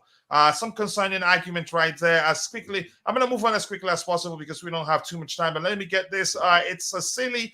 It's still early in the process, but this board, the manager, and even the players, even though young and talented, are poor. Board rushed this change of youth over one summer with no experience. Wow. Dan is speaking facts. Dan, you have a lot of support in the chat. I'll come back to you, Tebogo, in a bit. Enzo is overrated. He's not. Wow. Poch with poor tactics and decision, and now no one in this team is capable. But I'd like you, if you can come onto the panel, I'd feel better. This is JPT. Why can I not? Dan is speaking no fact. Dan is speaking no fact. In my opinion, regressing out Pochettino. That's Marcio Lille. Wow, some people unhappy. Pochettino has revealed he's been trying to build Mudrik's confidence with the help of a regular crossbar challenge after Chelsea training, and he's helped. I think we're seeing signs that he's getting his confidence back. Let's hear you, Mark or Cardozo. Your thoughts. Do you think we're progressing or do you think we're regressing? Let's hear you. I promise you guys we'll start the fans debate earlier next time so that we can have time to slug it out. Especially Dan. Dan, I'm sure you're not wearing any shirt on because you sound like you're fighting one-on-one with me already. Let's hear you, Cardozo. All right. I would like and big up to you, brother. I appreciate you joining. Sorry for the delay before getting to you. Yes. I would like to talk without any interruption, and I hope the panelists will respect this view. Okay. Sure. Go ahead. Looking at Chelsea right now, if Chelsea was a baby, he's just less than 5 months. What can a baby do? Baby with a lot of injury, and sometimes when things are happening, a lot of the Chelsea fans are known for success, all because we bought the success with quality players. And this time around, things have really changed. Less than 6 games, or let's say less than 10 games, people are just going nuts, all because we've won one, lost a couple of games, and drew some of the games. And I think it's rather unfortunate and it's rather unfair on the side of the team owners and also the coach. Let's give the man a time. Let's give him at least up to next year. Then everything will shape up. You don't expect Poch to win most of the games with him losing a lot of key players. We should ask ourselves, if Reece James was around, if Chukwuemeka was around, if Lavia was around, name them. If all these guys were around, are we going to play that bad? And even if you look at the performance that we put up, I don't think it's too bad. Most of the games that we've been losing, we lose the ball in the opponent area, then there will be a counter, and that's it. And people are going so not calling for the head of Pochettino. It's rather unfortunate. As a team, when are we going to stop doing this? You guys were talking about the old players. You were the reason why the likes of Timo Werner, Rudiger, and all those guys, they decided to leave the club. Somebody like Kai Havertz, if he had had a lot of support from the team, probably he would still be here. And people are talking and comparing our team with Manchester City. Don't forget when Pep Guardiola took over Manchester City, he had a lot of problems. He never got this team from nowhere. They played for so long. And people cannot even compare Jackson with Haaland. Just compare the two teams. Haaland came into a team where my granddad will score 20 goals in a season. And we have a Chelsea team that is just new. But go ahead. We have a Chelsea team that is so new. Poch took this team July 1st. And what were you guys expecting? That he will come up with a lot of results, good results from nowhere. It doesn't work that way. And secondly, can somebody tell me that we are having the same team that came to the United States? Where is Angelo? Angelo is assisting other players to score goals. Angelo is now in France. Where is Santos? Santos is warming bench in Nottingham Forest. That is the problem sometimes I also have with the owners. If we need to have any project, all these boys have to be around. We don't have to allow them to go to other facilities or other teams because it kills their spirit. They cannot be in a team where they will be sitting on the bench and we cannot even monitor their progress. Somebody will expect that Santos will be around, pose some challenges to Enzo or all the midfielders around. These boys were very good. Casade, is somebody telling me that Casade cannot play in this Chelsea team? This boy was so good against how do we call it, Brighton. And that game, we saw the results. So right now, as it stands, all the Chelsea fans should rally behind the team. This is the time they need our support and everything.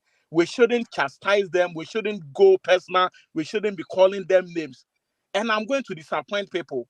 If anybody thinks that Chelsea can overcome some of the upcoming games, they are really lying to themselves. This first season, I told people at least we should target first six position. If we are able to play sixth position, that is fair. And I don't think Chelsea will ever go to relegation. Right now, we are losing a lot of players, and it's time for everybody to support the team. We can never and ever continue to be getting players from somewhere to make up this team. All the boys that we have, who knows, in the next 2-3 years, they might be jailing. And people are comparing so much to the extent that, it doesn't help the team. Somebody like Casiado, look at the way he was playing in Brighton. And the Brighton team have been together for some time now. But the moment he came to Chelsea, there were a lot of problems with the debut. And people were just making fun of him, calling him names. And I don't blame you guys. Probably you want a quick solution to what is going on. But what I want to tell everybody is the way things are going right now, they should forget about the past where we used to smash some of these teams and we used to win a lot of cups and all those kind of things. Now we have decided to start from the scratch. And if we decided to demonize some of these boys, trust me, nothing will work. We need to support them. And I think the team is not really doing bad. Look at the game we played against Liverpool on the first day. Everything was perfect. And even against West Ham, we were doing so good to the extent that Chukwuemeka has some injury and we started having problem. But if you continue to say, oh, they must win, they must do this, then you don't know football. This team just came together less than 5 months. And within these 5 months, we shouldn't expect anything. And secondly, we need to also get an attacker, a clinical finisher who will go out there and be utilizing some of the chances these players get and they don't make use of it. If you talk of Jackson and Sterling, we might not say they are the typical number 9. If we should get a number 9, at least we should go out there We shouldn't bring in anybody just like that. We can even go in for an unknown striker, very cheap. Just implement that. Or if we have to use Broja for the time being, we can implement that and make sure that we do something that will help the team. Because if you have a very clinical finisher, I bet you some of these chances Enzo will get and just squander it, or maybe Jackson will just mess it up. That striker can, just bury it. So at this moment, I will urge everybody. Chelsea is going through something, but we are not in a crisis yet.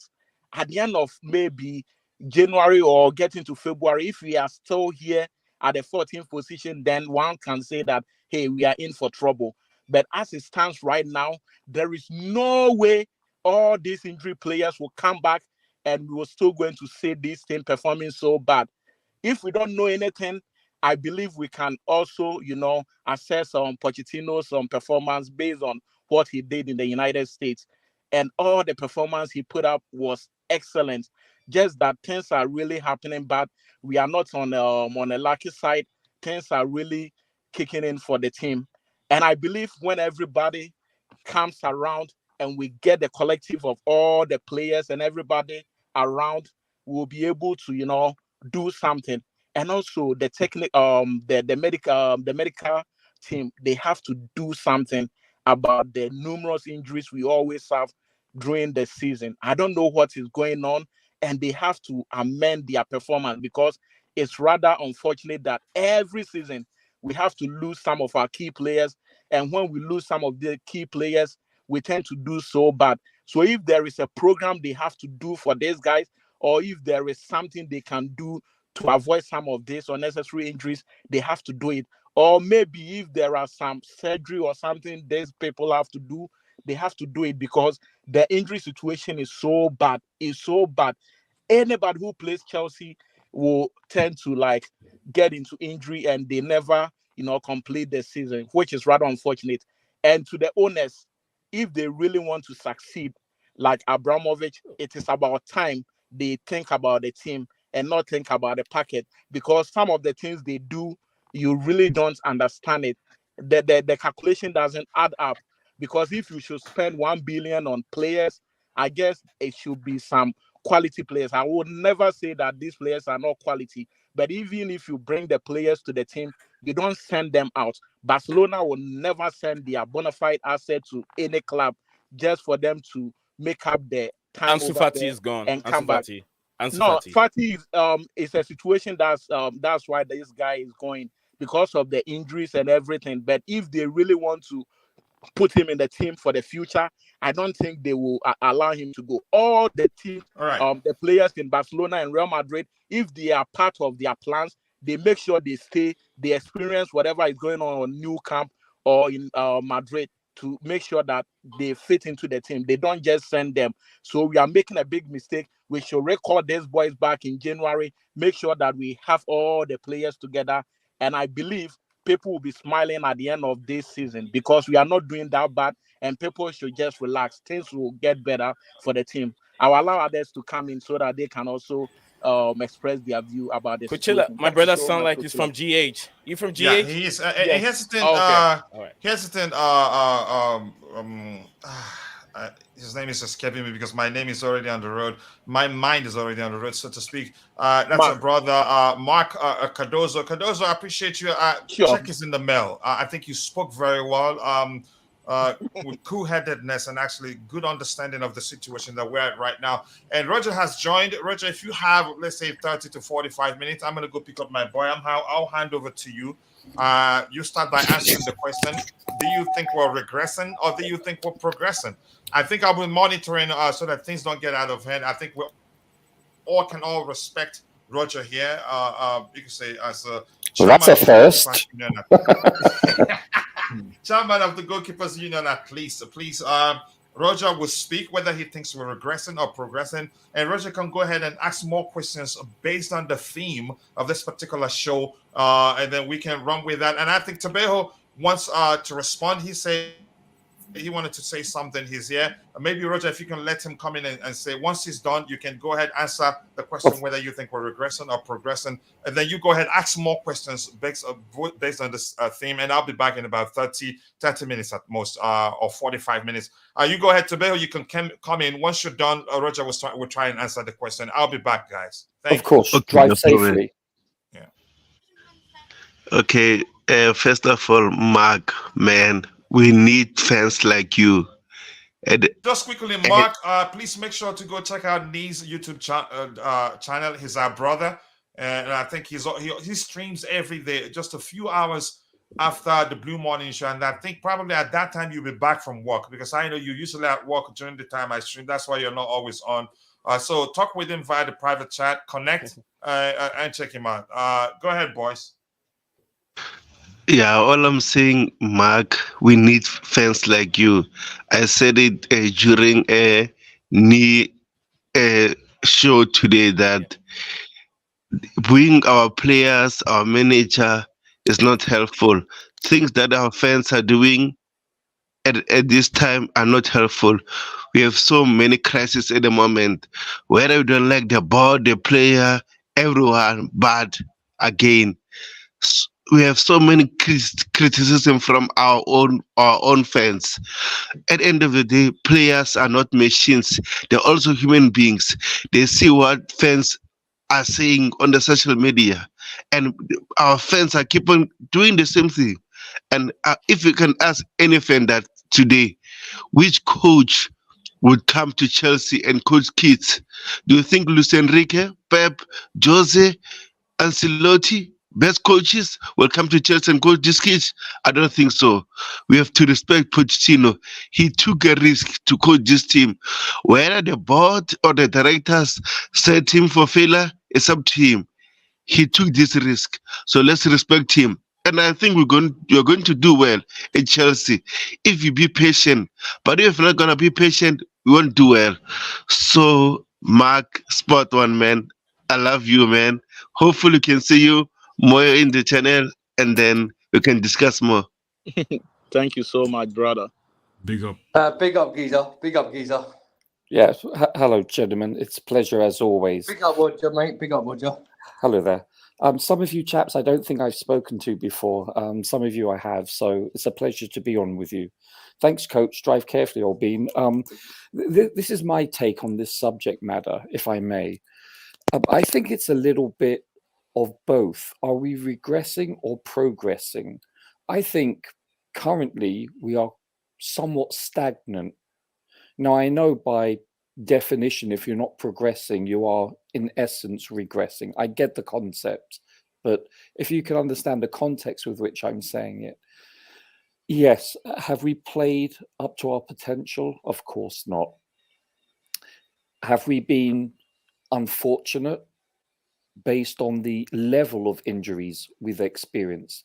Yes, you can say that, even though it's not part of the game, but to be depleted, that's exceptionally high.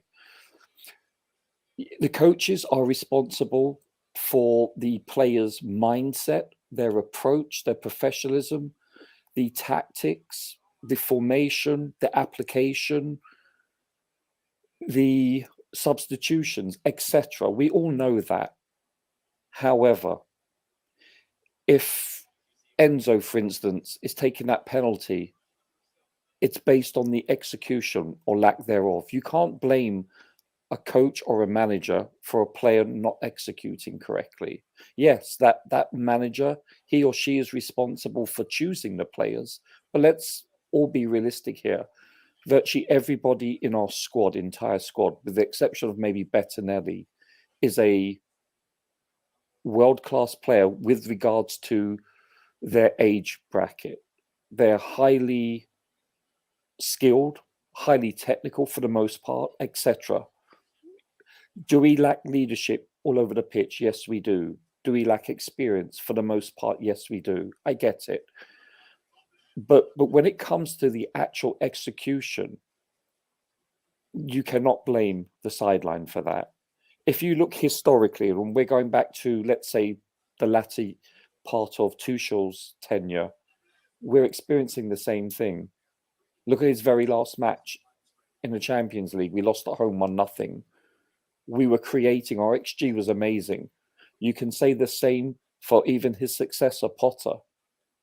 You know, no matter what you feel about him and his coaching staff, the fact is that you could see that we were creating chances. In fact, I believe we led the Premier League in chances created. Conversely, we also led in missed big opportunities. So at least this is the good news, and I've said this earlier in the week, at least we are creating chances. However, that also means that you get even more frustrated as a fan because we're creating them but not executing. So it's a dichotomy in so many ways with regards to one's mindset. I personally think that coaching staff should take some responsibility. I think whether you're using Colwell as a left back and Chilwell as a left winger, I think that's immaterial. Yes, the nuances, the minutiae of the game, the details, I get it. But we're not executing. We're not putting the ball in the back of the onion bag. So this is our problem, in addition to the fact that we're making defensive errors, individual errors occasionally. You know, so the combination of these two, it's not a good recipe. You know, you're basically shooting yourself in the foot, proverbially speaking. So this is why I look at it. I believe we are not regressing, but we're not also progressing. We are who we are, and that's lasted 4+ managers. So this is where I stand. This is my mindset. Doesn't mean I'm right. How long? Yeah, is it going to take so many games just to score the goals then? Because we're talking about structure. We're talking about we've scored 5 goals. We've scored 5 goals in 6 matches, and 3 of them came against Luton. 3 goals. Yeah, well, that's a progress win. I agree with you. I agree that actually. Listen, I joined the chat late. I was on a couple of phone calls for a few hours to the States, so I missed most of the show. So I apologize. But the last half an hour, so I agree with everything I've heard. You all have valid points as per usual. Listen, no, Dan did not have any point. Dan did not have any point. Sorry. Listen, this I do, but no, sorry. Go on, John. Yeah, so sorry for interfering. I think this team. Listen, and I said this about Potter, much to my dismay, so to speak.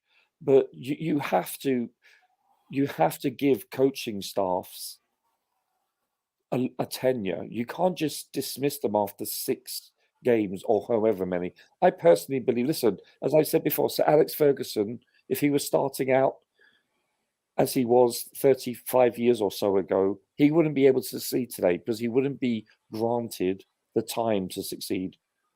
So I think we need to give some leeway to this coaching staff. And I mentioned this, I think yesterday, or was it today, that there's a possibility that he may not last Christmas time if we have a bunch of games that we don't. Listen, it all takes lady luck or lack thereof. When things snowball, it can go down fast, but there's also a lot of injuries. Roger, please, can I come in a second, please? Yeah, of course. I just want to. I have to bounce off real quick, and by doing that, I want to do it in a nice way by letting you guys know. I know some people do that to me. You bring them on, and they just bounce off without telling you they're about to leave. So, I understand. Okay. I have to take care of some things right now. It's 4 after 6:04 right now, so I have to jump off and do something real quick.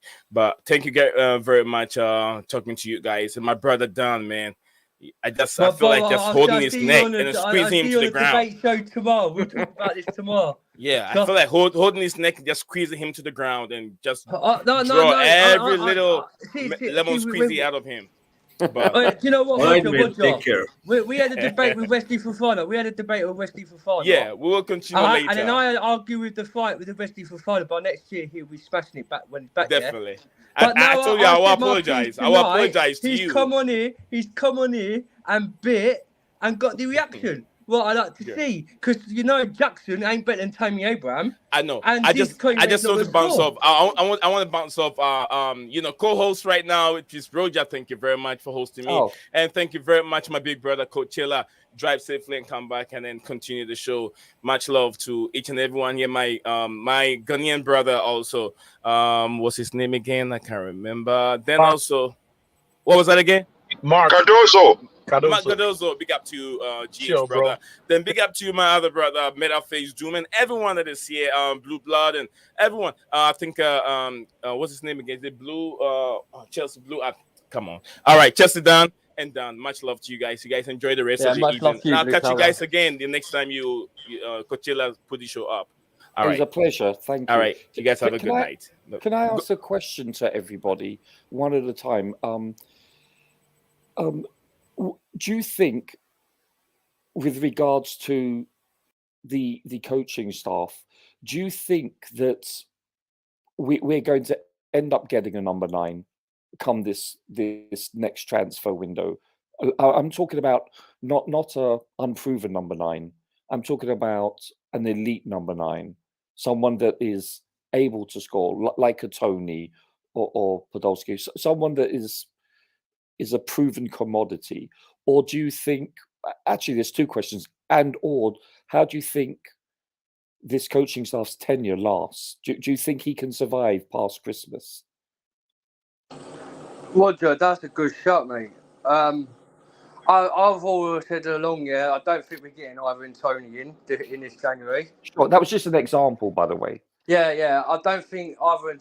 If it was, I heard there's rumours that we're trying to get Ivan Toney in January and earning big money, but also on Arsenal one follows up and all with Ivan Toney because he looks like he likes to project at Arsenal Football Club. My situation this year is a very long debate. If we do get a striker in this team, is it going to change in January? Where are we going to be? Possibly. I don't care. Long as they bring someone who's going to bring us at least about 15 GNA by the end of the season, Roger, that's got clinical to finish and know how to strengthen the ball up in the air like they either Antonio or the Victor Osimhen. But I don't think if they can get Ivan and Tony in, because they're talking about getting Victor Osimhen by next summer and all. And there's been secrets behind closed doors that everything's been agreed for him in next summer terms, but they're not going to pay the price of 150. But there's like 100 to 110 million price tag buying them lines have been agreed. So are they going to get someone in January? Are they going to get Ivan Toney in, or are they going to wait till the end of the season and just keep Jackson and Broja till when Victor Osimhen's ready to be sold in next summer? I really, for a minute, there's 2 potential players they should look at. They spent $1 billion on players, are non-experienced proven, but the money what they spent could have bought these players like the Rafael Leaos, fair enough, Ivan Toney was bad, like with someone like a Falafic or any experience in that window before Premier League started. There was no excuse to spend kids now. But I have a question then. I'm sorry? I have a question for you then. Yeah. AC Milan wanted 150 for Ivan for Rafael Leao. So do you think Chelsea should have spent 150 for Rafael Leao? Well, 150 million for Rafael Leao. We was no way interested in Rafael Leao. There was no talks about Rafael Leao, and 115. The price tag. You think they're going to spend that? No, they wouldn't even spend that. They probably spent over 100 million to 90 million, and plus add on 2 players like a Rubens Loftus-Cheek or Pulisic who's got AC Milan already. So we could talk about a question about Rafael Leao coming to Chelsea Football Club, right? Where you've got to understand is they're half by owners by Liverpool, and Liverpool owners wanted him to sign a new contract before next summer. So there was no chance getting Rafael Leao in that category. If you in my eyes, there was no these owners. They've ruined our culture at Chelsea, because the thing is, if you're spending on 100 million, 120 million on an Enzo, you're spending 150 million on a Caicedo, right? You're spending nearly 100 million on the Modric. That money, what you got of Modric and Mason Mount, yes, Caicedo, he wasn't really in Pochettino's plans. That was the board's plans. They're the ones wanted to bring him in, right? Because Pochettino wanted like the Argate, the experienced midfielders in. But you see with Rafael Leao, you don't. No, wait. There weren't no interest in Rafael Leao in one bit. They should have brought him in, but 150 million, I don't think he would be. Wait. I'm a fan of Sporting Leipzig, and then Manuel Agate played 2 seasons at Sporting, and the reason why he was a bench player when that guy from Fulham, who's that? Nunes, Pellegrino, yes, he was Pellegrino. Pellegrino was the main man there, and then the reason why Ugarte got game time was there is no Pellegrino left. Simple as that. He was not experienced. Simple as that. So, and also PSG were far than us by getting Ugarte. So I don't want to blame the board on that. We tried our best. Unfortunately, we can't get every player that we want. So I don't want to blame our board about that guy. Okay, so could we have more people talk about what they expect and with regards to the next forthcoming games? Because this is going to be quite a telling month in the calendar in October. So, I'll quickly ask you a question. I'll quickly because big up to Coach anyway for letting us come on. I know he's going to pick up his kids and he's trusting us. Let him answer Roger's question. Yeah, I was going to quickly ask you. No, let them answer Roger's question. You're still there. You can still ask. Yeah. Go on, Roger. No, I wanted to ask the question I asked originally. Where do you see us around Christmas time? Does this current regime last? And if so, what would we require another number 9 in your honest opinions going forward? That's my question. Yes, of course. Yes, please. Okay, sure. As it stands now, we are going to have a lot of difficulties when we get to November, December. But hopefully some of our injury players will be back. And as to whether we should get an elite striker, I'm of the opinion that it's going to be another waste of money. If honestly, we have that young kid who is now with Berlin. What's his name? This guy from Ivory Coast, the young kid. Fofana. The second Fofana. Yeah. If we think he is the future of the club, and I keep telling people that we should forget about our big club status right now. Right now, we are trying to build something for the future. Sure. So it would be very good to assemble all these young kids, bring them back, let them play. Because in order for them to gel very well, we shouldn't have a depleted side where people will be playing different teams and we try calling them back. Let them play for a very long time. It will take some time. I know people are saying that we need an instant result. The results will come if we do the right thing. But if we are deciding to go bring Tony already has this thing tangling with him with the betting and everything. So if I'm a coach, honestly, no matter how good you are, I'm not going to bring you into my team because if you have any character, there is no way you're going to stop it. So Tony, I will write him off.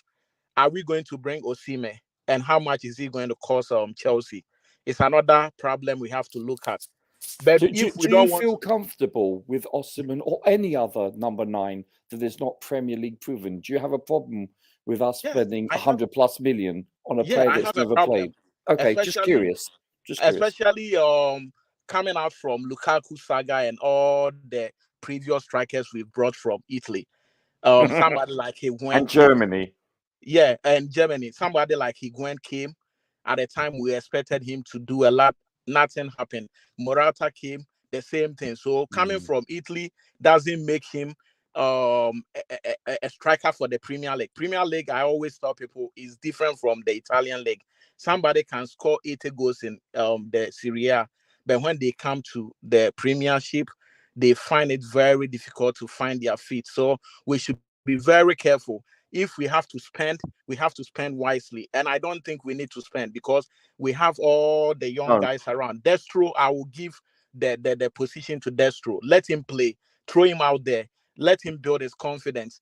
And he's our player. So why would he sit in Union Berlin? Meanwhile, he can play and he could just match up with Aston Villa and all those teams. Sure. Although he doesn't have the experience, but we have to use him so that he will get experience from the Premier League than to send him out. So I'm of the opinion that there is no need for us to go in for any elite striker because at the end of the day, if they come and they flop, it's another wasted money and there is no sense in it. Are you comfortable with, sir? Are you comfortable with Pochettino's and his coaching staff with what they've, with what's transpired thus far? Are you quite comfortable with him being at the helm? Oh, sure. I will have any confidence in the coach because right now, if you look around, he is the only person right now that we can bring. I mean, I can ask some of the Chelsea fans, if you want Poch to go, which coach are you bringing? Exactly. Are you bringing Hans Flick or who? Zidane is not even ready to come to the Premier League, so he's even out. Let's look English also. Let's look around. Which coach are you going to bring? And what is that coach going to do that Poch is not doing? And what guarantee that when the person 100%. comes in, he is going to get the results? So right now, we need to exercise patience. It just says games. I keep telling people. And probably, who knows, things will get better and people will be so happy with the coach. The likes of Jurgen Klopp, how do we call it, Pep Guardiola, and even Sir Alex Ferguson, their first season with their various clubs were so horrible. Yes, but when they were given a lot of time, they were able to build something. Even Arteta was so horrible when he joined Arsenal. But that's look at my him whole right point. Yes, sir, that's my whole point. So, what's this guy's name? Because I was going to quickly ask you something, mate, because you're spot on, because this is what I've been saying about the manager, yeah. But we bought that Divide Washington in, yeah? Mm-hmm. It's the same age as Dacho Fofana. Sure. Right? Mm-hmm. Would you not seen Dacho Fofana to get the chance for this season to play along with Nicholas Jackson instead of loaning him out? Because the abilities, what we saw him last season, Woodjar, when he took Ruben Diaz down on the floor at Man City, he was strong, and then we saw how good he was against Fulham. Would you not think, instead of paying that 15 to 20 something million for that Divide Washington and got that Dacho Fofana for this season with Pochettino, to have the chance, ability to come on the pitch to see what he can do this season instead of loaning him out? Because there's something talent in Dacho Fofana where I saw last season where I'd have thought he would have got the chance this season to bang in the goals. Because he could have scored goals. He would have scored them goals. We don't know that, but it's I understand what you're saying, Dan. So, can I ask everybody, please, if you don't mind, people that haven't spoken in a while, is everyone comfortable with? Listen, I am all for Pochettino staying. I just want to make that quite obvious. I'm not for Potter out, not even close to it. So I don't want to give that impression. But I want to know. I want to hear people's opinions as to what they think of. Shall we say the application and how the coaching staff is approaching each match? Is everyone can happy? I come and give my input? Yes, please, sir. How are you doing, Roger? It's nice to have you at this time. It's my honor, sir. I'm alive. How are you, sir? I'm doing great. So yesterday, I think we in the podcast that's organic Jerry Z, not Chat GPT Jerry Z. Duly noted. Okay. So yeah, yesterday we touched a little bit on this subject. So it's interesting, right? And I enjoy this diverse discussion. Um, I'm not, of course, like there are few things, and the questions, two questions that you asked, we can further divide it into subcategories. So Sure, sure. on the surface, right, on because we only have these 6 games to look to answer the games, right? In the future, we can only predict. So right now, things are not looking good, right? I'm myself very disappointed. Very, maybe I'm more disappointed than most of the people, because I rate Pochettino so high, very high, right, as a manager. Ditto. So Yes, I was not likewise. expecting this kind of a start. I would maybe 3 out of 6 wins at the least, right? So this is like underperforming, right? Even I or no one else can defend that. Yes, we can say that he deserves time and all of that, but the results are they are really awful, right? So anyhow, we have gone through this phase. So It worrisome. as you ask this question, where do I see, or where do we see Chelsea around Christmas? And especially you asked about Pochettino. I think you asked that if he'll be in the job, right? Mm-hmm. As a student of the game, as someone who follows the game very closely, and the club of Chelsea, I think it depends on Chelsea fans, right? Because Exactly. hypothetically given, of course, if Poch will do good, of course he'll survive, right? But we are talking in the assuming that things will be the same, right? And then what will happen? Can he survive or not? Of course, if he'll win, if he will turn things around, he'll be here. But if he'll not turn things around, my personal observation is I don't think so he'll survive. Honestly, I don't want to say that. But if the results will be more or less the same, December is too far ahead. Let's say November. I don't think so he'll survive till November. Again, what I'm saying is till November we'll be losing most of our games. So is that so? Can I just quickly, briefly yes, follow sir. up on Yes, that? sir. Is that because you believe the fan base will turn on him? Because Exactly. that's my logic also. So I believe that the fan base will definitely turn on him and turn on him very, very ruthlessly. And Yeah. we have already seen some of the ingredients of that, right? It's just the surface. It will get a lot bad. And the reason why I'm saying that, because I think we can agree on that, most of us, that people will again have this association. Maybe it's not now at this time, but the Tottenham thing would come back, and Exactly. it will really make this multiplying or compounding effect. And my personal worry is that because I think Pochettino deserves time, and if the time would be given, I believe he will succeed. But if the results will be like that, no, he won't be given time. You know why? Because if the fans week in and week out at the bridge, or the away fans will be extremely loud. Right now it was just a booing, right? Just to make it short. What I'm really trying to say, it was a massive booing at the end of the game. But you know what happened, like if you can go to the Abramovich era, and many of the managers, when they start singing, you'll be sacked in the morning, you don't know what you're doing, right? All these chants, you don't know what you're doing.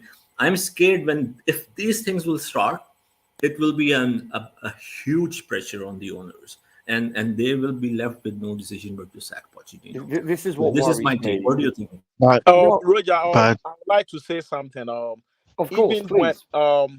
Chelsea as a football club, I Mhm. always tell people that I followed this club for a very long time, and we have our boogie side.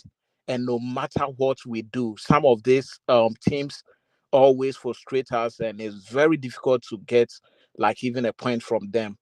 And I can tell you that Aston Villa is one of those teams. West Ham is one of those teams. And there are a couple of other teams. Watford used to do the same thing.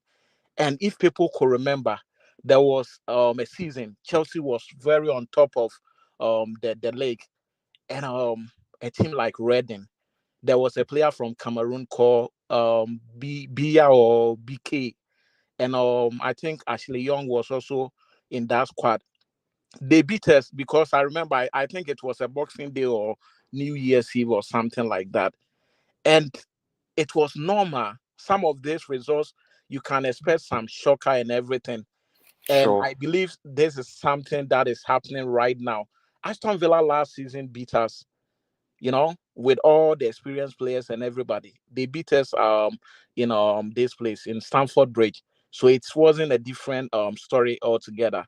And looking at the squad right now, if somebody should be calling this guy out and expect that he should be leaving, what are we going to tell Todd Bowley? Because even when he came, he sacked TT and he brought in Porter. The fans were like, "Oh, Porter out." I was one of those fans who said Porter out.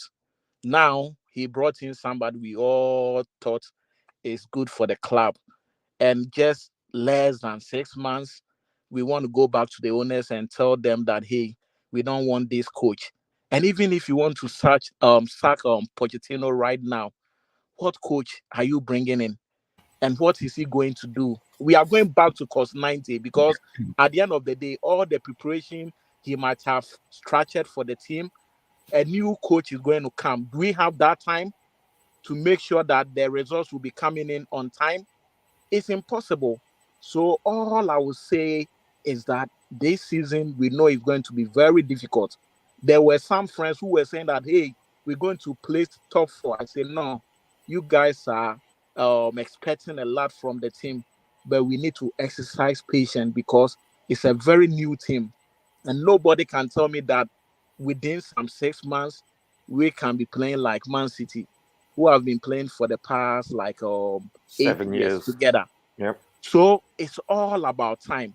Let's give Poch. If after this season, Poch is doing the same thing and the results are not coming in, I will advocate. I'll be the first person to criticize the man. I was going to quickly say about Pochettino, right? Yeah. Mm-hmm. If the fan base half the fan base wants Pochettino out already, with my situation, right, Roger, I've spoke to you about this before, and I spoke to Coach Hilliard just before, and I'm going to tell you guys in the panel, yeah. My situation, I'm not Poch out, I'm not Poch in. I didn't really want him to come in the club, but the thing is, yeah, I was happy because we had a good manager that was going to come in to do a most successful thing for the club, right? With Pochettino's situation this year, I'm not blaming him for what's gone on in the club. As you know, in pre-season, right, he had the plan for the Premier League this season where he had Nkunku playing and all these other players coming in with Reece James, Badishili, Wesley Fofana, Carly Chukwuemeka, all these players were in pre-season, apart from Modric, Caicedo, Roberto Sanchez, right, Kepa left to Real Madrid, right. He had the plan to start for the season with Nkunku in that team, and it all dropped since the injury, since pre-season. Yep. Right. But the situation is, right, Roger, yeah, people like these Tottenham fans saying he's there to ruin our club. No, you're just delusional. Yep. But the situation, so Roger, with Pochettino's understanding for a minute, yeah, he had to play the Chilwell left wing, the car, because people, if you actually noticed it, it's like people saying he's playing a 4-2-3-1, but it's not. He's playing a 4-3-3. It came out. It's a hybrid. It's fluid. I get it. Yeah. Sorry, Jerry, hold on 1 second, Dan, if I may, sir. Yeah. Jerry, Yes, sir. did you want to say? Were you trying to come in? What were you trying to say? Was it? No, we were just discussing the chat, and then of course our other panelists were taking on this debate. Yeah. But So guys, I already answered your question. So the thing is, the other panelists, I agree with them what they are saying, right? What they are saying is that this is where we are. This is the facts. This is the reality, and this is how things should be. But what I am saying is this is not how the majority of the fan base are seeing.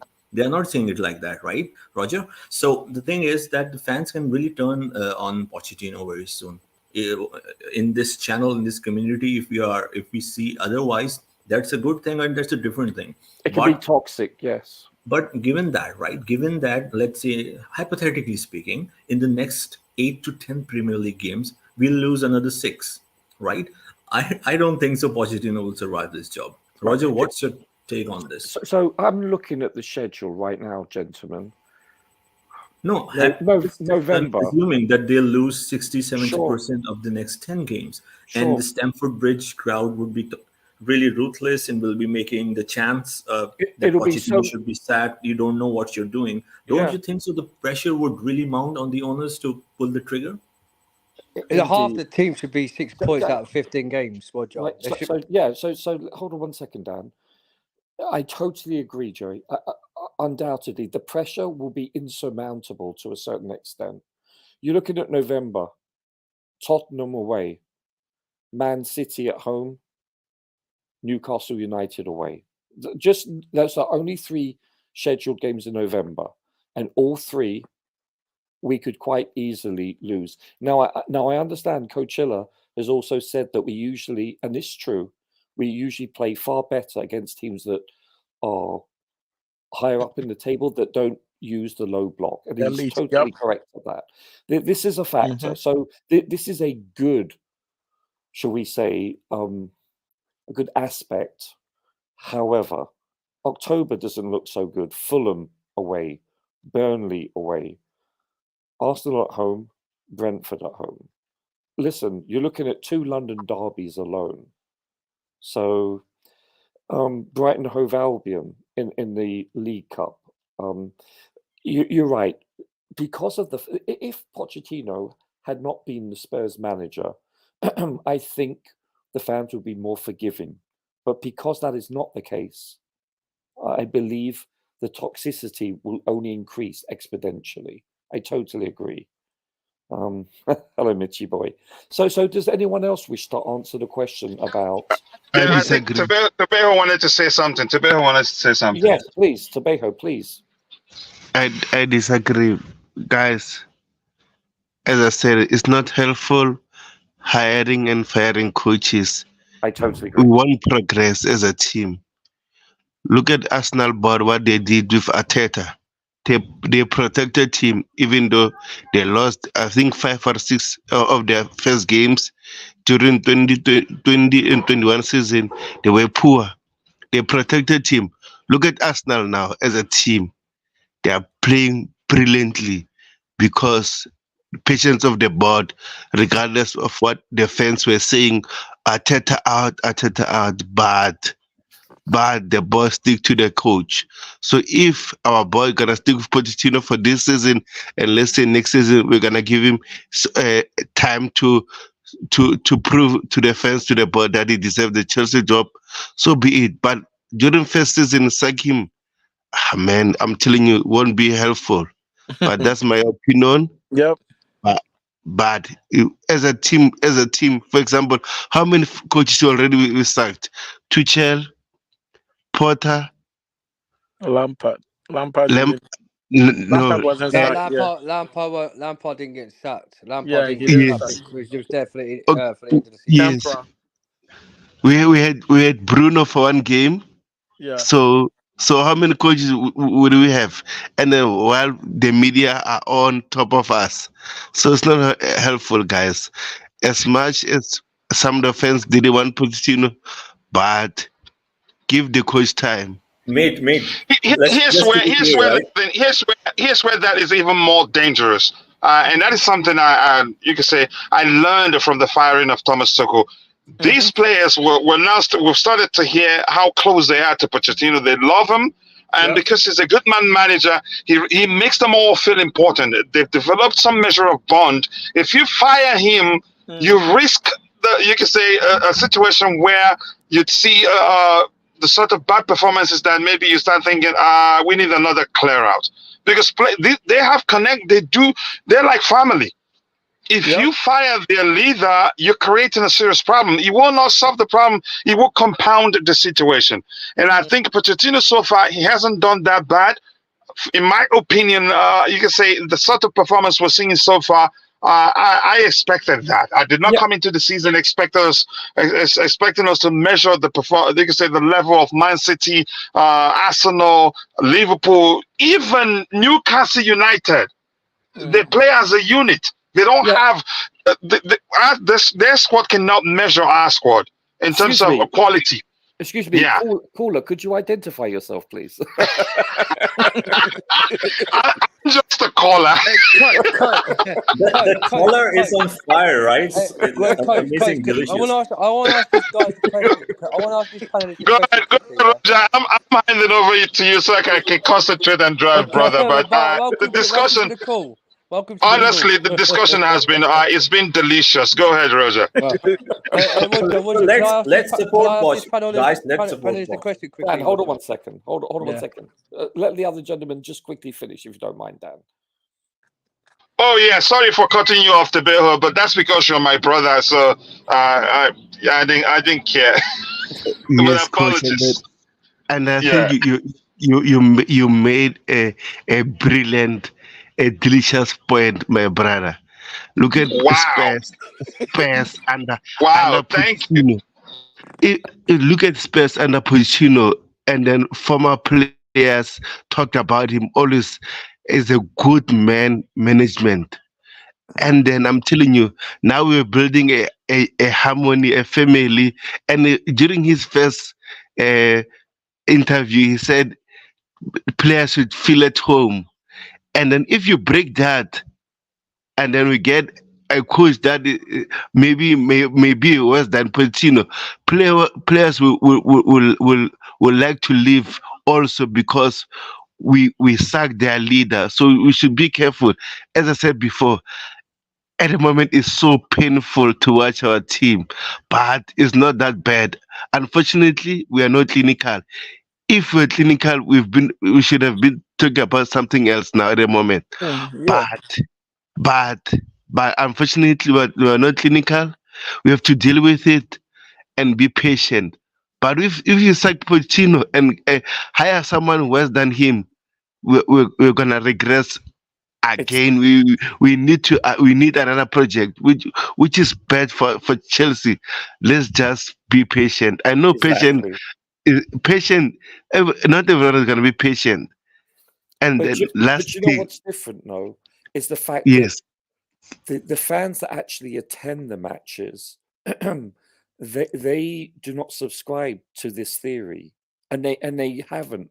And this is the proof is in eating the pudding, because he's already getting booed now, and this is our concern, because they will put the owners under tremendous pressure, rightfully or wrongfully. By the way, Roger, just sorry to interrupt. I hate. No, don't be. Never, not at all. And I want you to continue, because you just to bring this point. It's like after the Nottingham Forest loss, he started getting booed. After that was the fourth game. So in my observation of Chelsea and even other clubs, I don't remember any manager getting booed this early. You see, that is why I'm so concerned. This is too early for all these boos, and it's worrisome, isn't it? It is. So I'm taking it seriously. Of course, if he can turn this around, if the performances will be good, if we'll win, of course, that's another story. But hypothetically, we're speaking, the results will be the same.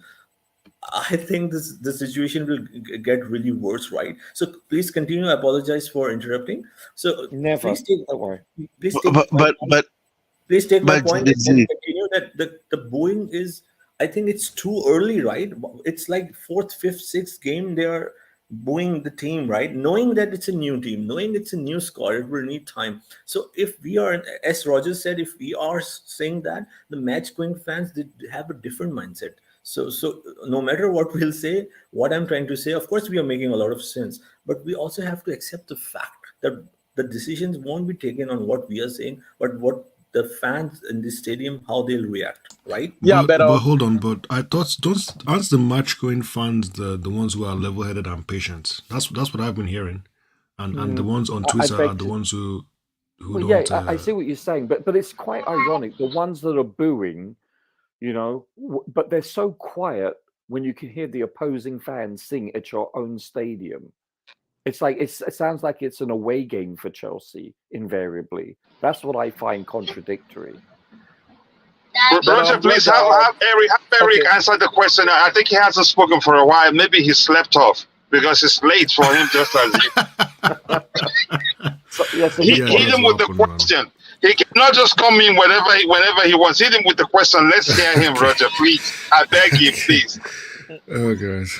So what I would say is for all you know, it's about maybe 20% of the fans who are not happy with whatever is going on. 20%? Are you sure about that? I'll be very, very positive about that, because if you really know about football, you will not go ahead and you like boo your own 20%. coach, or because he lost against Aston Villa. That is, that is very appalling. If you really love Chelsea, you'll be concerned. I'm concerned with the results that are coming in, but on the other hand, I'm trying to be very considerate and look at the future of this team. If you ask Poch, or if you ask the owners to sack Poch, what plans do you have for the team? Who is going to come in? Are we going to have a caretaker coach at these early stages? Trust me, we might even end up in relegation zone if we try that. But we should also assess the performance. Look at Chelsea against Liverpool in the opening game. Exactly. At least we had all our team together. At least Reece James was around. And look at the performance. We totally outplayed Liverpool. We could have won that game, but we were just unlucky on the day. Then after that game, everything started crumbling down.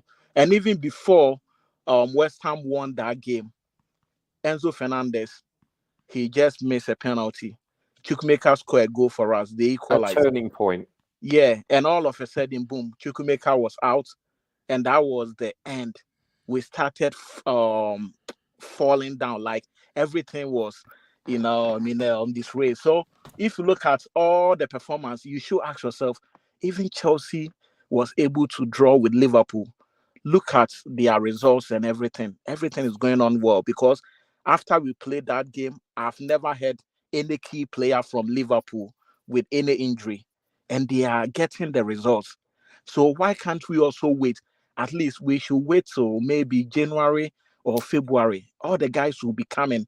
And if the results are not coming in, that's when we'll be more concerned. Because right now, 12 key players out on the list, it's not a joke. And no coach can turn things around. If you tell me any coach can come in and so even if you sack Poch and you bring a different coach, and at the end of the day they lose the game ahead of us, what is the point? It's still the same thing. So why don't you leave the coach at the post? Let him work until January when all the guys are in. If Nkuku is back, Lavia is back, but the Shield and all those guys, they are back. Then we can say that, yeah, Poch is not doing well, so we have to plan our next, target. But for now, it's too early. The team is still being built up. Even if it was a project, a real project that we are doing, after 3 months, you're still going to see the foundation. That's what we are doing now. And doing the foundation, the weather can mess it up. We are going to go through a whole lot. These are some of the things we are going to go through as fans. But at the end of the day, I believe Poch is going to build something great for the team. We shouldn't rush in sacking or making any agenda to sack this man. If we do that, we are seriously in trouble, because he's trying to build something for us. And I believe we can look at Tottenham, where he picked Tottenham, because I really knew Tottenham in the days of Keane. Is it Keane? The guy from Scotland or Ireland. They were an ordinary side. They never constantly played the Champions League.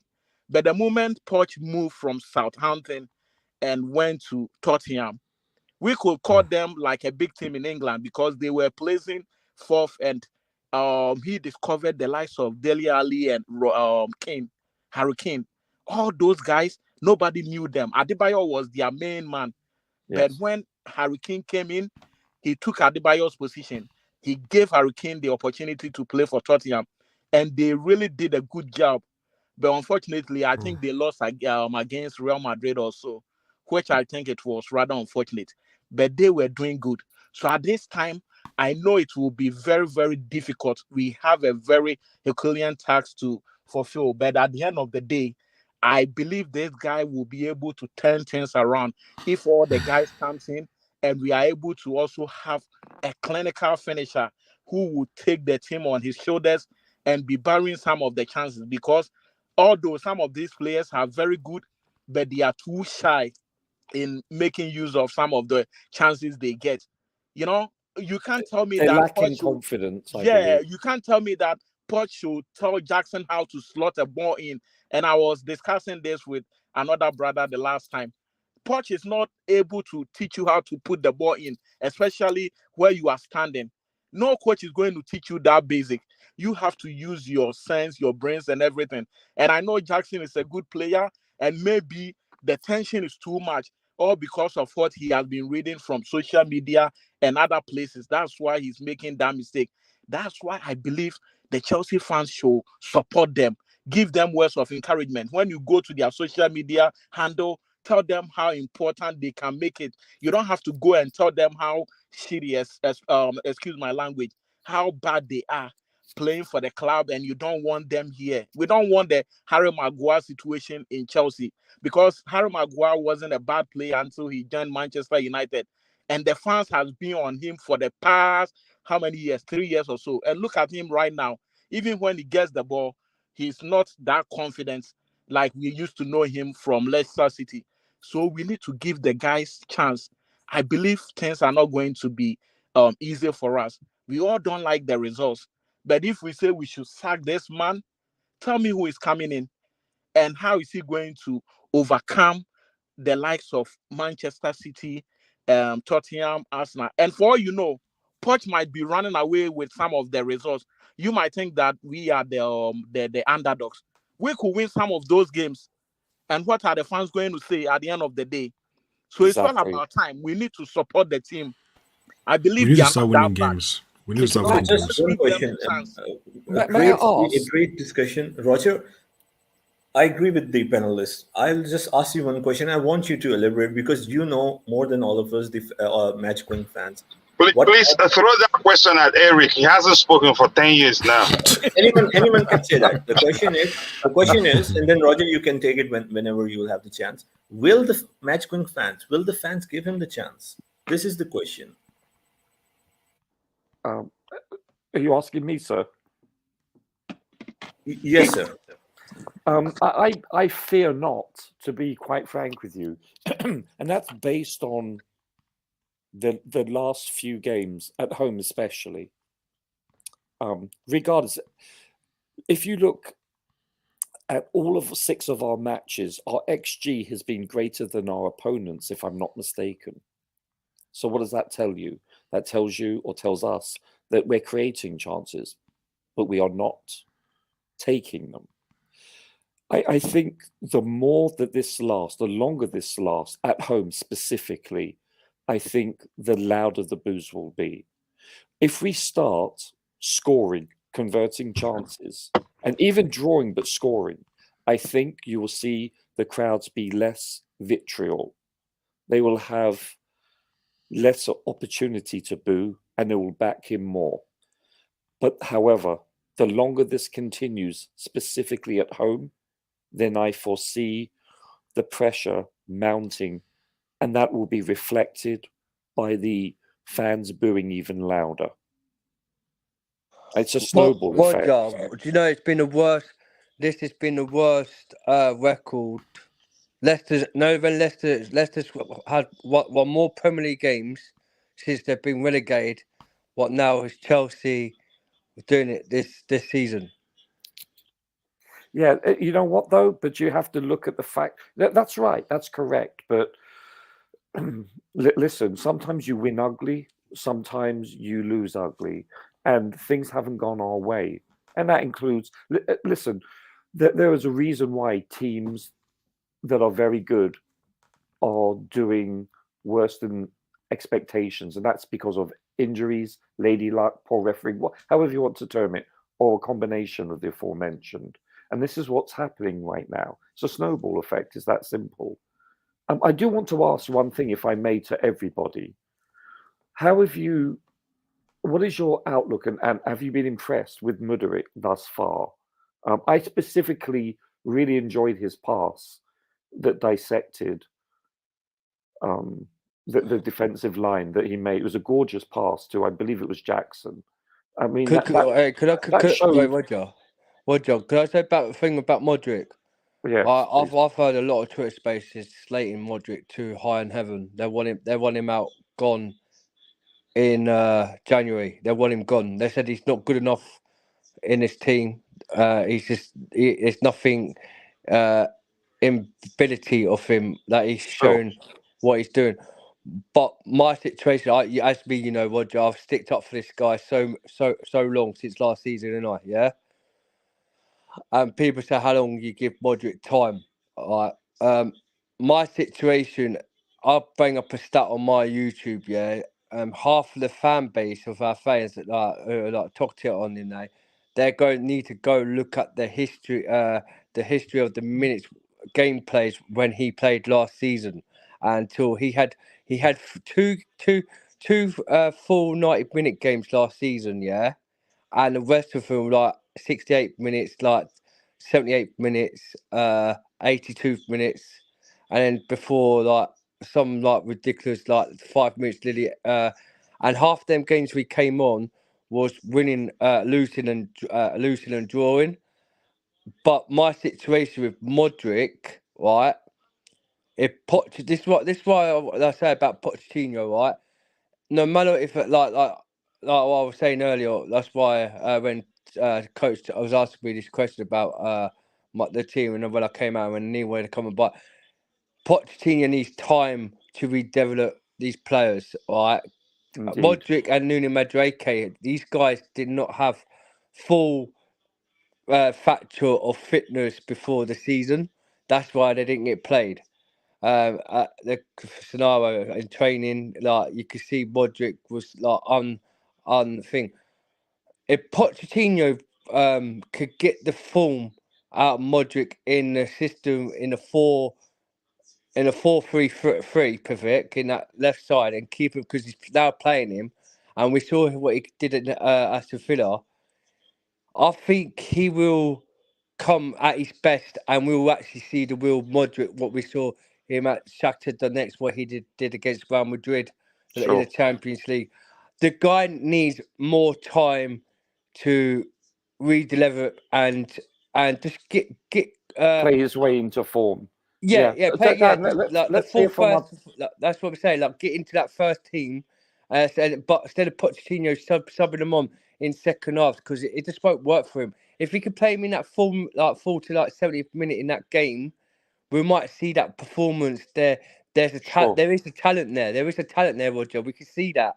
Yeah. But he just needs to break his shelf. Okay. And do a bit more. Sure, Dan. Let's listen to other people also. Does anyone want to add anything to this, please? Well, I will talk about the Modric situation. When this guy was coming, let's look at the issues going on with him as a young player, coming from a country where there is war going on, leaving your family, going to a new league, a very difficult one. So I was one of the fans who thought that we were so harsh on the guy. Already we put a very high price tag on him, and that was another thing that will put a lot of pressure on him to perform. And Arsenal fans were after him, Chelsea fans were after him. But honestly, looking at him in a couple of games, he is a very talented player. Any player that Chelsea will bring is not a bad player, but maybe circumstances and environment make them bad. So as fans, we need to give the boy some time. At least this is his second season. The only thing I will urge Poch to do is to field him day in and day out. At least he will be more effective, making some runs and doing some of the things for us. If maybe he can play Sterling's position, let him compete with Sterling. Sometimes you can, substitute Sterling, or you can let Sterling start from the bench. Maybe he will not like it, but at least you will try and see if Modric will be able to be effective. Because our game against Liverpool last season, when he came in, he was very effective. And the Aston Villa game, after we had a red card and he had to go off the field, I believe he was really doing good, and I didn't know how things would have ended. But I believe he still needs some time. He is very, very good, very skillful, and whenever he's playing with the Ukrainian team, I believe he's so effective comparing to Chelsea. And I don't know if maybe there is no creative player creating the chances for him to like perform well or whatever. And whenever he gets to the box, he's really, really effective. He can cause so many problems to the opposing team. He also have to work on his finishing because he has a very bad finishing. Like he doesn't have a very strong legs to, kick the ball so hard. And sometimes he will be trying to over elaborate the same way with Madueke. So if he can work on that, he's going to be one of the greatest players in the league because he's very swift and he works so hard. And I believe as time goes on, working with Poch, he's going to make him a world-class player. He has that potential to become a world-class player, and we should give him some time to work on that. And I believe he's going to come out good. Okay. Who else would like to add to this, please? No one? Going once? Going twice? Sold. Okay, conversely speaking, who are you most disappointed in thus far this season, player-wise? And why, please? Nicholas Jackson for not scoring. Oh, God. Okay. Anybody else? Jackson. Really? Yeah. I'm not gonna. Basically, as I said tonight, I know you guys have heard me stating these players right about they're not scoring goals. Right, Jackson, he's still like Nee says, yeah. The thing with Jackson, right? He's trying, but he ain't got no fear. But he's a kid. He's a kid, right? That we can see there's bits in Jackson where he will give him time. He will actually come and score the goals in that position. For a minute, I just don't think. What's the word, Roger? The fighting spirit. There's no fighting spirit in him, and I think what he's trying to do since he scored a goal against Luton. He's more trying hard to impress the fans than instead of him doing the work on the pitch. You know what I mean? Like he's not doing what he's doing. He's trying to impress the fans. But what he needs to do is not impress the fans and just carry on what you're doing in that team. And just focus on your mindset and focus on yourself, what you're doing on the pitch, instead of thinking about the fans. Because as we all know, Roger, the fan base can be toxic and they're not very impatient with players. But so in your opinion, you believe Jackson is your biggest disappointment thus far this season? Yes. Well, yeah, for a little bit, because I thought. But the thing is, I'm not going to blame him, Roger. I'm not going to blame him because the team's young. He's young, right? But then people you can't make a really excuse because look at the time when Frank Lampard had like the Tammy Abraham, the Tamori. They were young kids. They were the same age kids like what we've got now. And they did more better on the pitch what we're seeing this team on the pitch now. So he scored 12 goals. Nicholas Jackson scored 12 goals last season and scored a hat-trick past Real Madrid last season. Yeah, but the season different before league, that. though. But I know what you're saying. Yeah, it could be a different league. But when he was at Villarreal, he scored a hat-trick past Real Madrid. And Real Madrid are a bigger team. Yeah, they are like. I know it's a different league, but if you could do that against Real Madrid, why can't you do that at Chelsea? And people say the number 9 striker is a curse. I don't think it's a curse. I just don't think he's That's capability. an oversimplification. Yeah, he hasn't got the capability of being a striker. I don't know if because if you actually watch him play on that pitch, Roger, he don't sit as a number 9 as a striker. He's always out on that left wing side, or it's fluid, and he does come deep. He's a bit like Kane in the fact that he comes deep. Can I just quickly ask Jerry, what about yourself? Can I have your opinion of a player that's disappointed you the most thus far? Or is Jerry Yeah. left? I think. Oh, he is here. Okay. Yeah, I said Nicholas Jackson because the reason why I'm most disappointed in him is, of course, if you see the overall analysis, I'm not talking about that, right? We can say the squad is new and all of that, but just to answer the question, because if you see the whole issue why Chelsea is where they are at 14th with 5 points is not scoring, and he's our main goal scorer or the solo goal scorer up front, right? Sure. So of course it's not a blame. The question is disappointment, right? Who I'm most disappointed with. So I'm definitely most disappointed with Nicholas Jackson as a fan, as someone who likes the team to do well. It doesn't mean, of course, that I'm blaming him or I think he cannot improve or won't be a good player. No, it's a team sport. I get it. So yeah, and as the gentleman just previously elaborated, he said most of the things that I would agree with, or that's in my head.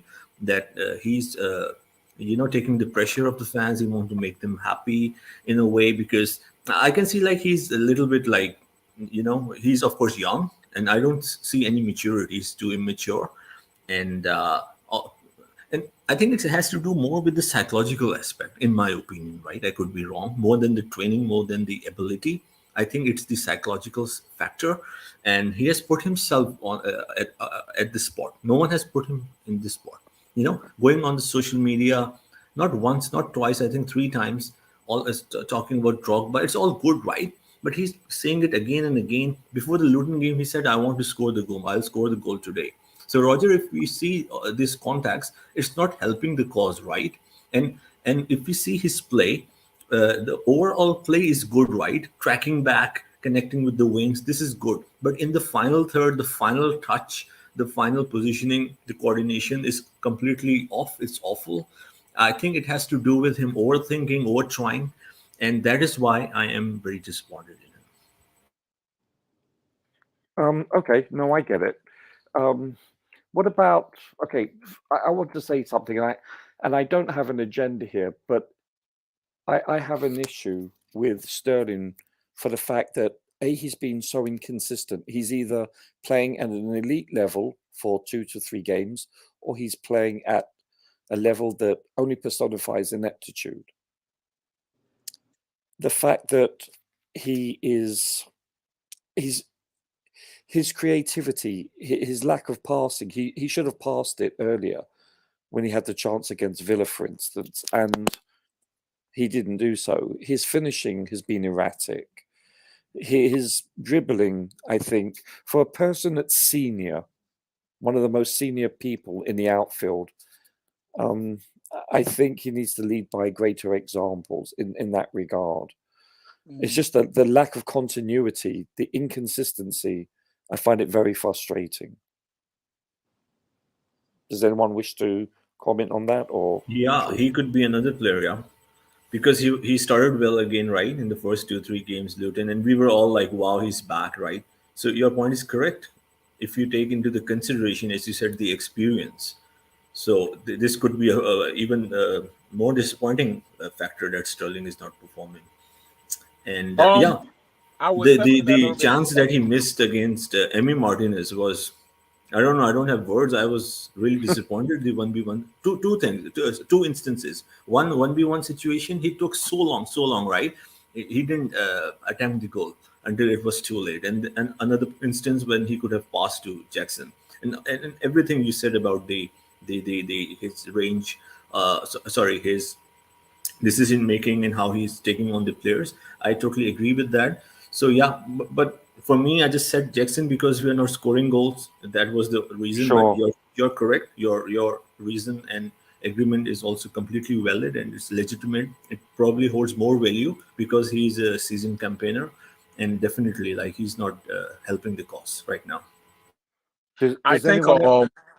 I think Sterling's situation, I will believe Sterling was inactivated by Chukwuemeka, because if you look at the first 2 games where Chukwuemeka was playing, Sterling was performing so good, and after the injury came in, he has been like coming down. Like he just got down so bad that sometimes you can see the old Sterling from last season. So I believe somebody should activate his game And most players have other players that can activate their game. And those players, if they are not there, they are nothing. Somebody like Salah and Mane, they used to score a lot of goals, but ever since Mane left, Salah was having it very difficult to even score goals. But now he's coming back from the old, performances. And also this season, I think the player that has really disappointed me is Thiago Silva. I don't know if it has to do with the age, or maybe he's really tired of the situation that is going on. And I believe sometimes when he gets the ball in the 18, he wastes so much time, and like the opposing team will just come for the ball. If you just look at the guy, he doesn't feel comfortable, and he will be talking to the boys.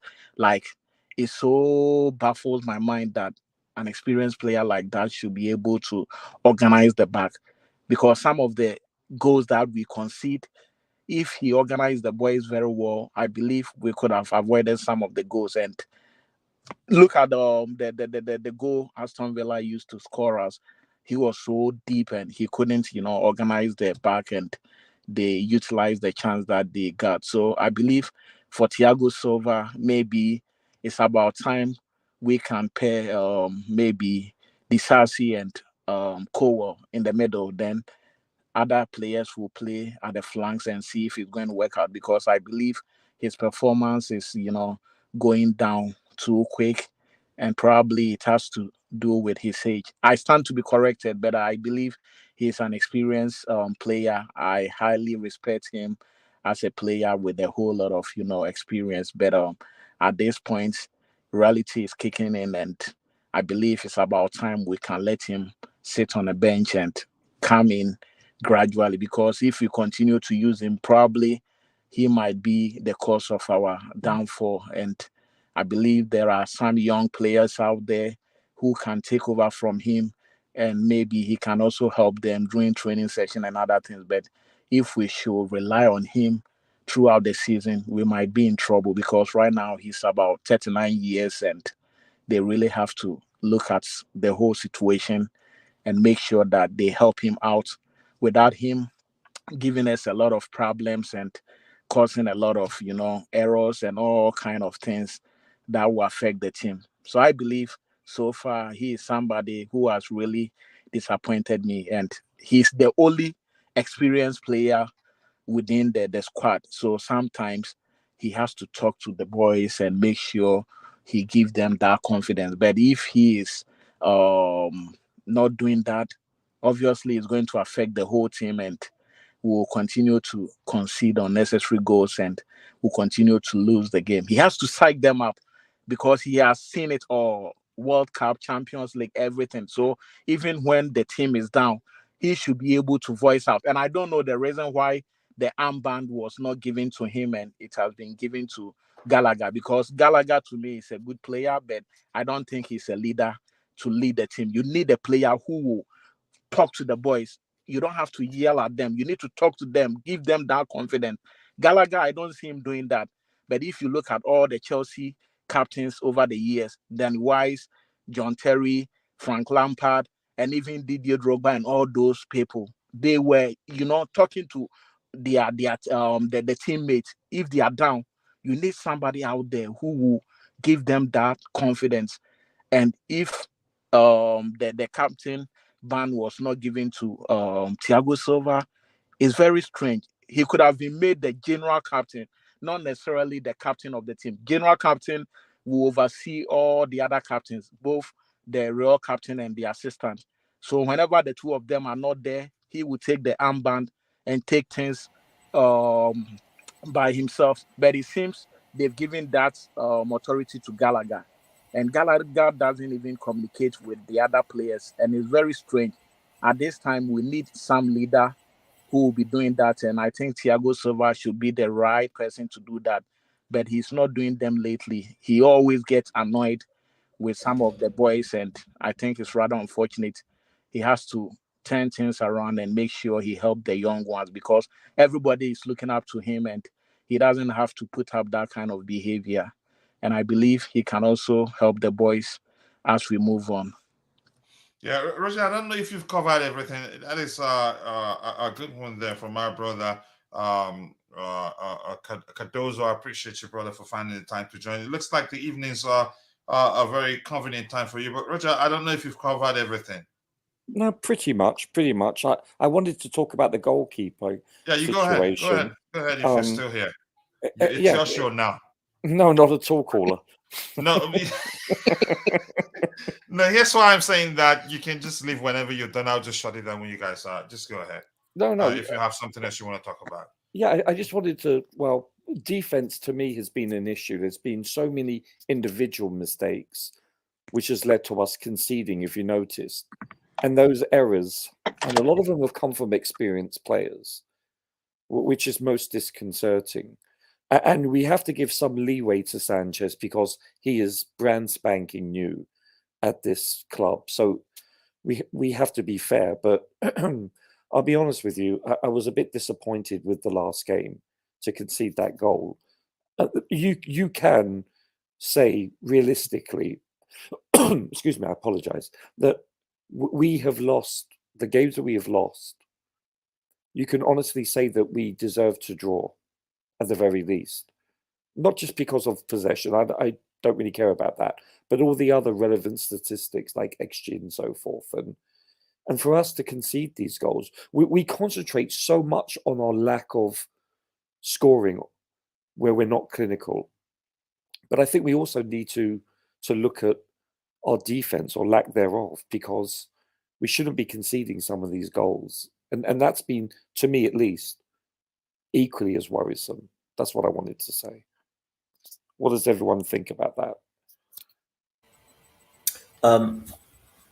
That's interesting because I think defense has been like one of the strengths. What you said, and if I take it, if I understand what you're saying, the goals that we leaked, they and most of the instances how we leaked the goals, those errors could have easily been solved or could have easily been denied, right? So in that context, I agree, because they were soft goals, they were judgment, so they were bad decisions, right, in the middle of the park. Some players out of position. Yeah, I'm just recalling all these 6 goals on top of my mind. So in that context, it's perfect what you're saying, that it's a disappointment the way we conceded, right? If we are not scoring, we have conceded mostly soft goals through even set pieces and the goal against Aston Villa and all the other previous goals. Losing possession in the middle of the park, just... Yes, sir. But collectively, then we considered 6 goals in 6 games, so we considered a goal a game, right? So in that sense, it doesn't look so bad. But I got what you're saying, and we can really improve on that. The thing is, if we are not really bad, you're right, we should also see how we considered the goals. So it's in a way it's a positive thing, right? So if we can really work on these errors or judgments or the lack of concentration or positional aspects, so things could further improve, right? So I'll look at it in the way that we can really improve on that. Yeah, exactly, because it's not like you have to take off your hat and bow to a team that scores a worldie like a Zidane, overhead kick, etc. Then you can't blame anyone. But I believe the majority of the goals we've conceded that has especially led to a loss, I think, are very much... I just recall the 6 goals. So most of them were errors or mistakes. The first goal that Liverpool scored, that was a positional issue. The goal against West Ham was the first goal from Conor Gallagher. He was like out of position, marking the forward. The second goal that West Ham scored with a mistake, that was kind of the same goal how Aston Villa scored, right? We lost the ball in the middle of the park, and then there was a quick counter attack. Fourth goal was a penalty that West Ham scored. 5th goal was the one that Norwich City scored. Again, Caicedo and Gallagher collided, right? So I'm recalling, you're right. So it's all very soft goals, right? And the 6th one, Villa, again, that's savable, but that's savable from the Silva keeper. stumble, and then how they counter attacked and scored. Wow, I really didn't think that. Now I just recall these 6 goals on top of my head, and I think 5 out of the 6 goals were really soft goals. Yeah, and especially the last one. Listen, it was 2 errors. And in fact, there's a couple of them have been multiple errors that have been accumulated into conceding a goal. And I think Sanchez could have done a lot better, considering it was an exceptionally acute angle. That should never have been conceded to go through your legs from a goalkeeper's perspective.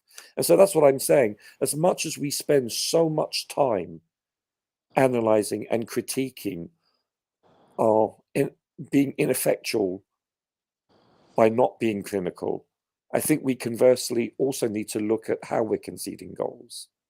And this is amplified by the fact that we're not able to score.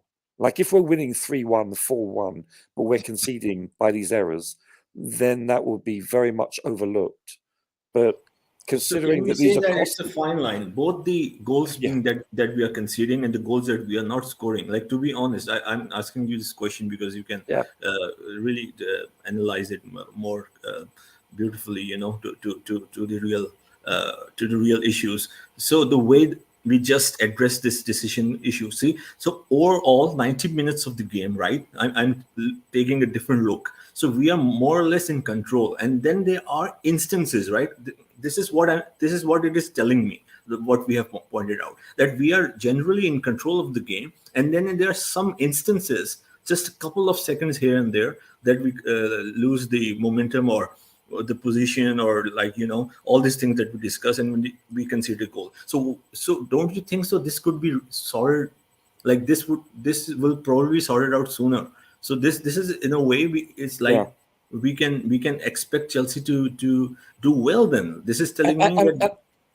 And the fact that you're right, these are very fine margins, because the fact that we've actually missed early opportunities, and and I know, goals change games, and also gives a lot of, shall we say, confidence to players and the team as a collective. But for instance, that free kick, a beautiful free kick from Sterling, it bounces on the line. You're looking at a few inches to the left or the right, and that goes in, and that changes. Just like missing that penalty against West Ham, for instance, that changes the complexion of the game altogether. So as much as we can critique our team, and rightfully so, in my opinion, you also have to look at, we're not losing 4-0, 7-0, etc. We're losing by fine margins. That's a good analysis, sir. I think there is something we also we are not talking about it, officiating, and I think it has been very horrible against Chelsea. I don't know what the referee association has against Chelsea Football Club, because some of the decisions some of these referee takes sometimes is so appalling. Like Gusto's situation, Gusto's situation.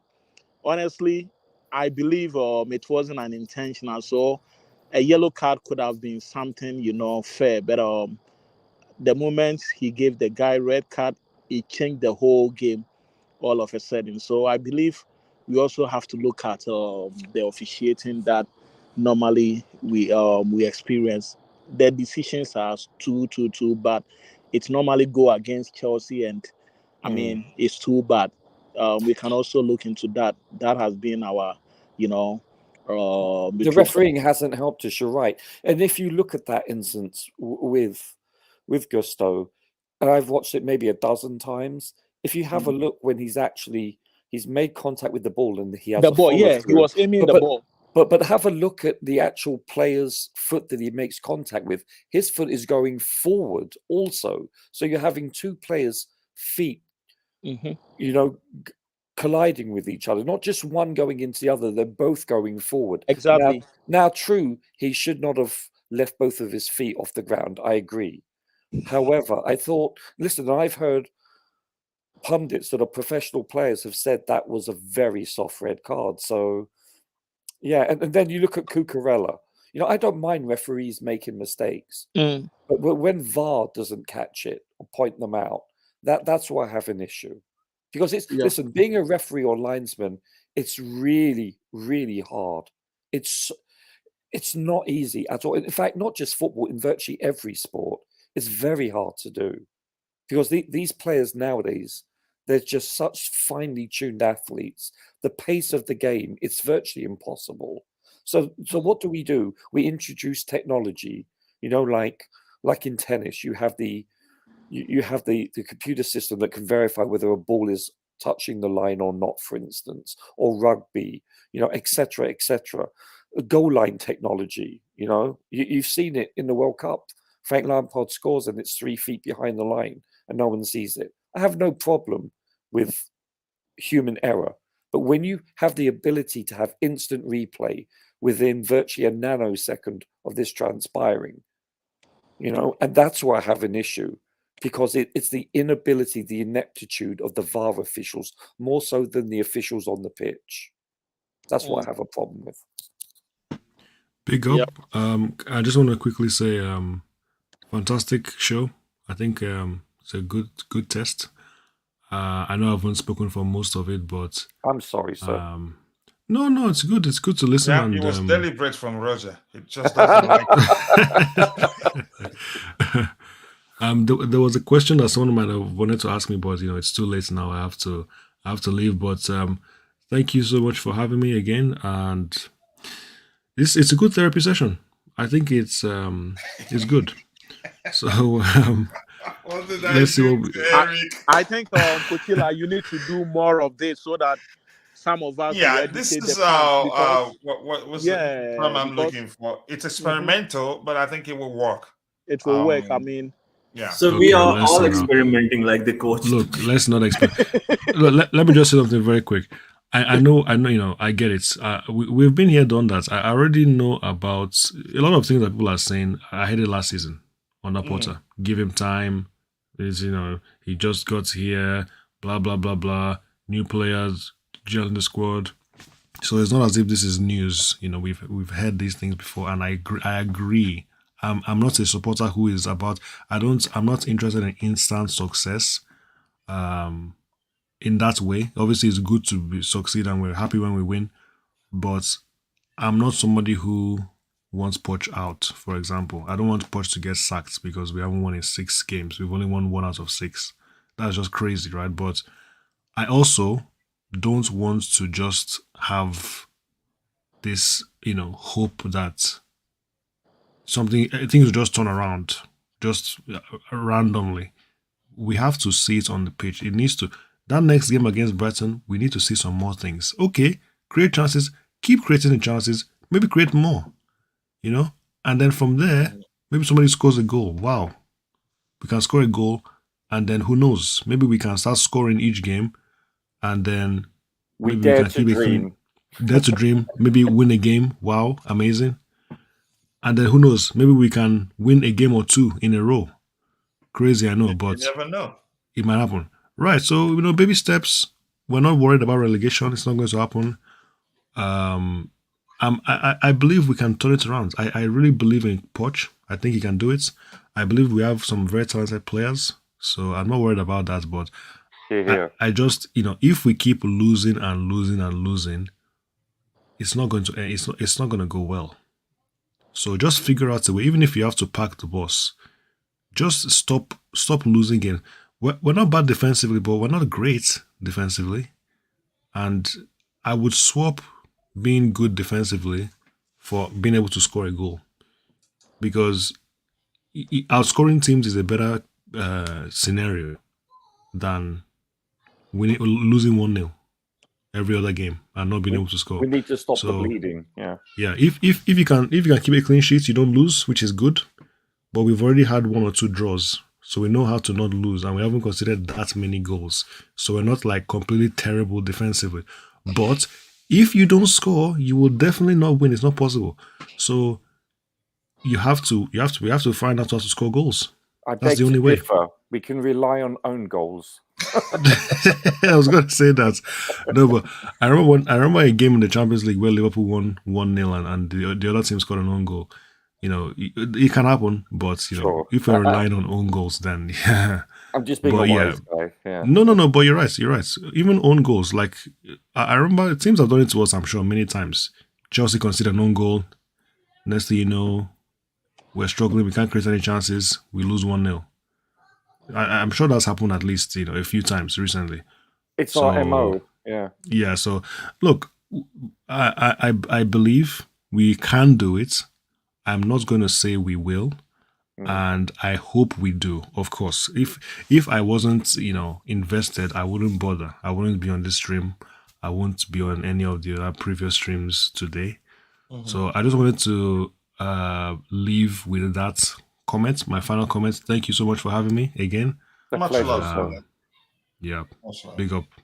Yeah. Anybody else has anything else to say? I want to say thank you to Eric. It's not easy. I think we've been on three streams in total together today, and that's not easy. So truly, he's invested in it. Anybody else has anything to say? So we can call it a day. We've been streaming for 3 hours and 27 minutes, 28 minutes. You could call that. Yeah. If not, we should call it a day. The experiment went well. I think it's something that will work out. But I want to be find again us to get to a point when we learn enough about what will work and what will not work. I think I want to have 2 panelists at the same time. Every at a certain amount of time, those in the chat will vote, and one panelist drops out, someone else joins. Maybe not in all the shows. Maybe sometimes we just do that for fun. But thank you to Roger. Thank you to My pleasure. Cardozo. Thank you to Coachella. Sorry, you were just saying something, bro? No. I was saying thank you. No, more thanks to you, brother. I appreciate you. And thank you to Jerry Z. Look at him there showing us he's into mathematics. They can say A squared and all that. I hate mathematics, man. But that's, by the way, I want to say thank you to Chelsea Michiboy, even though I don't like him.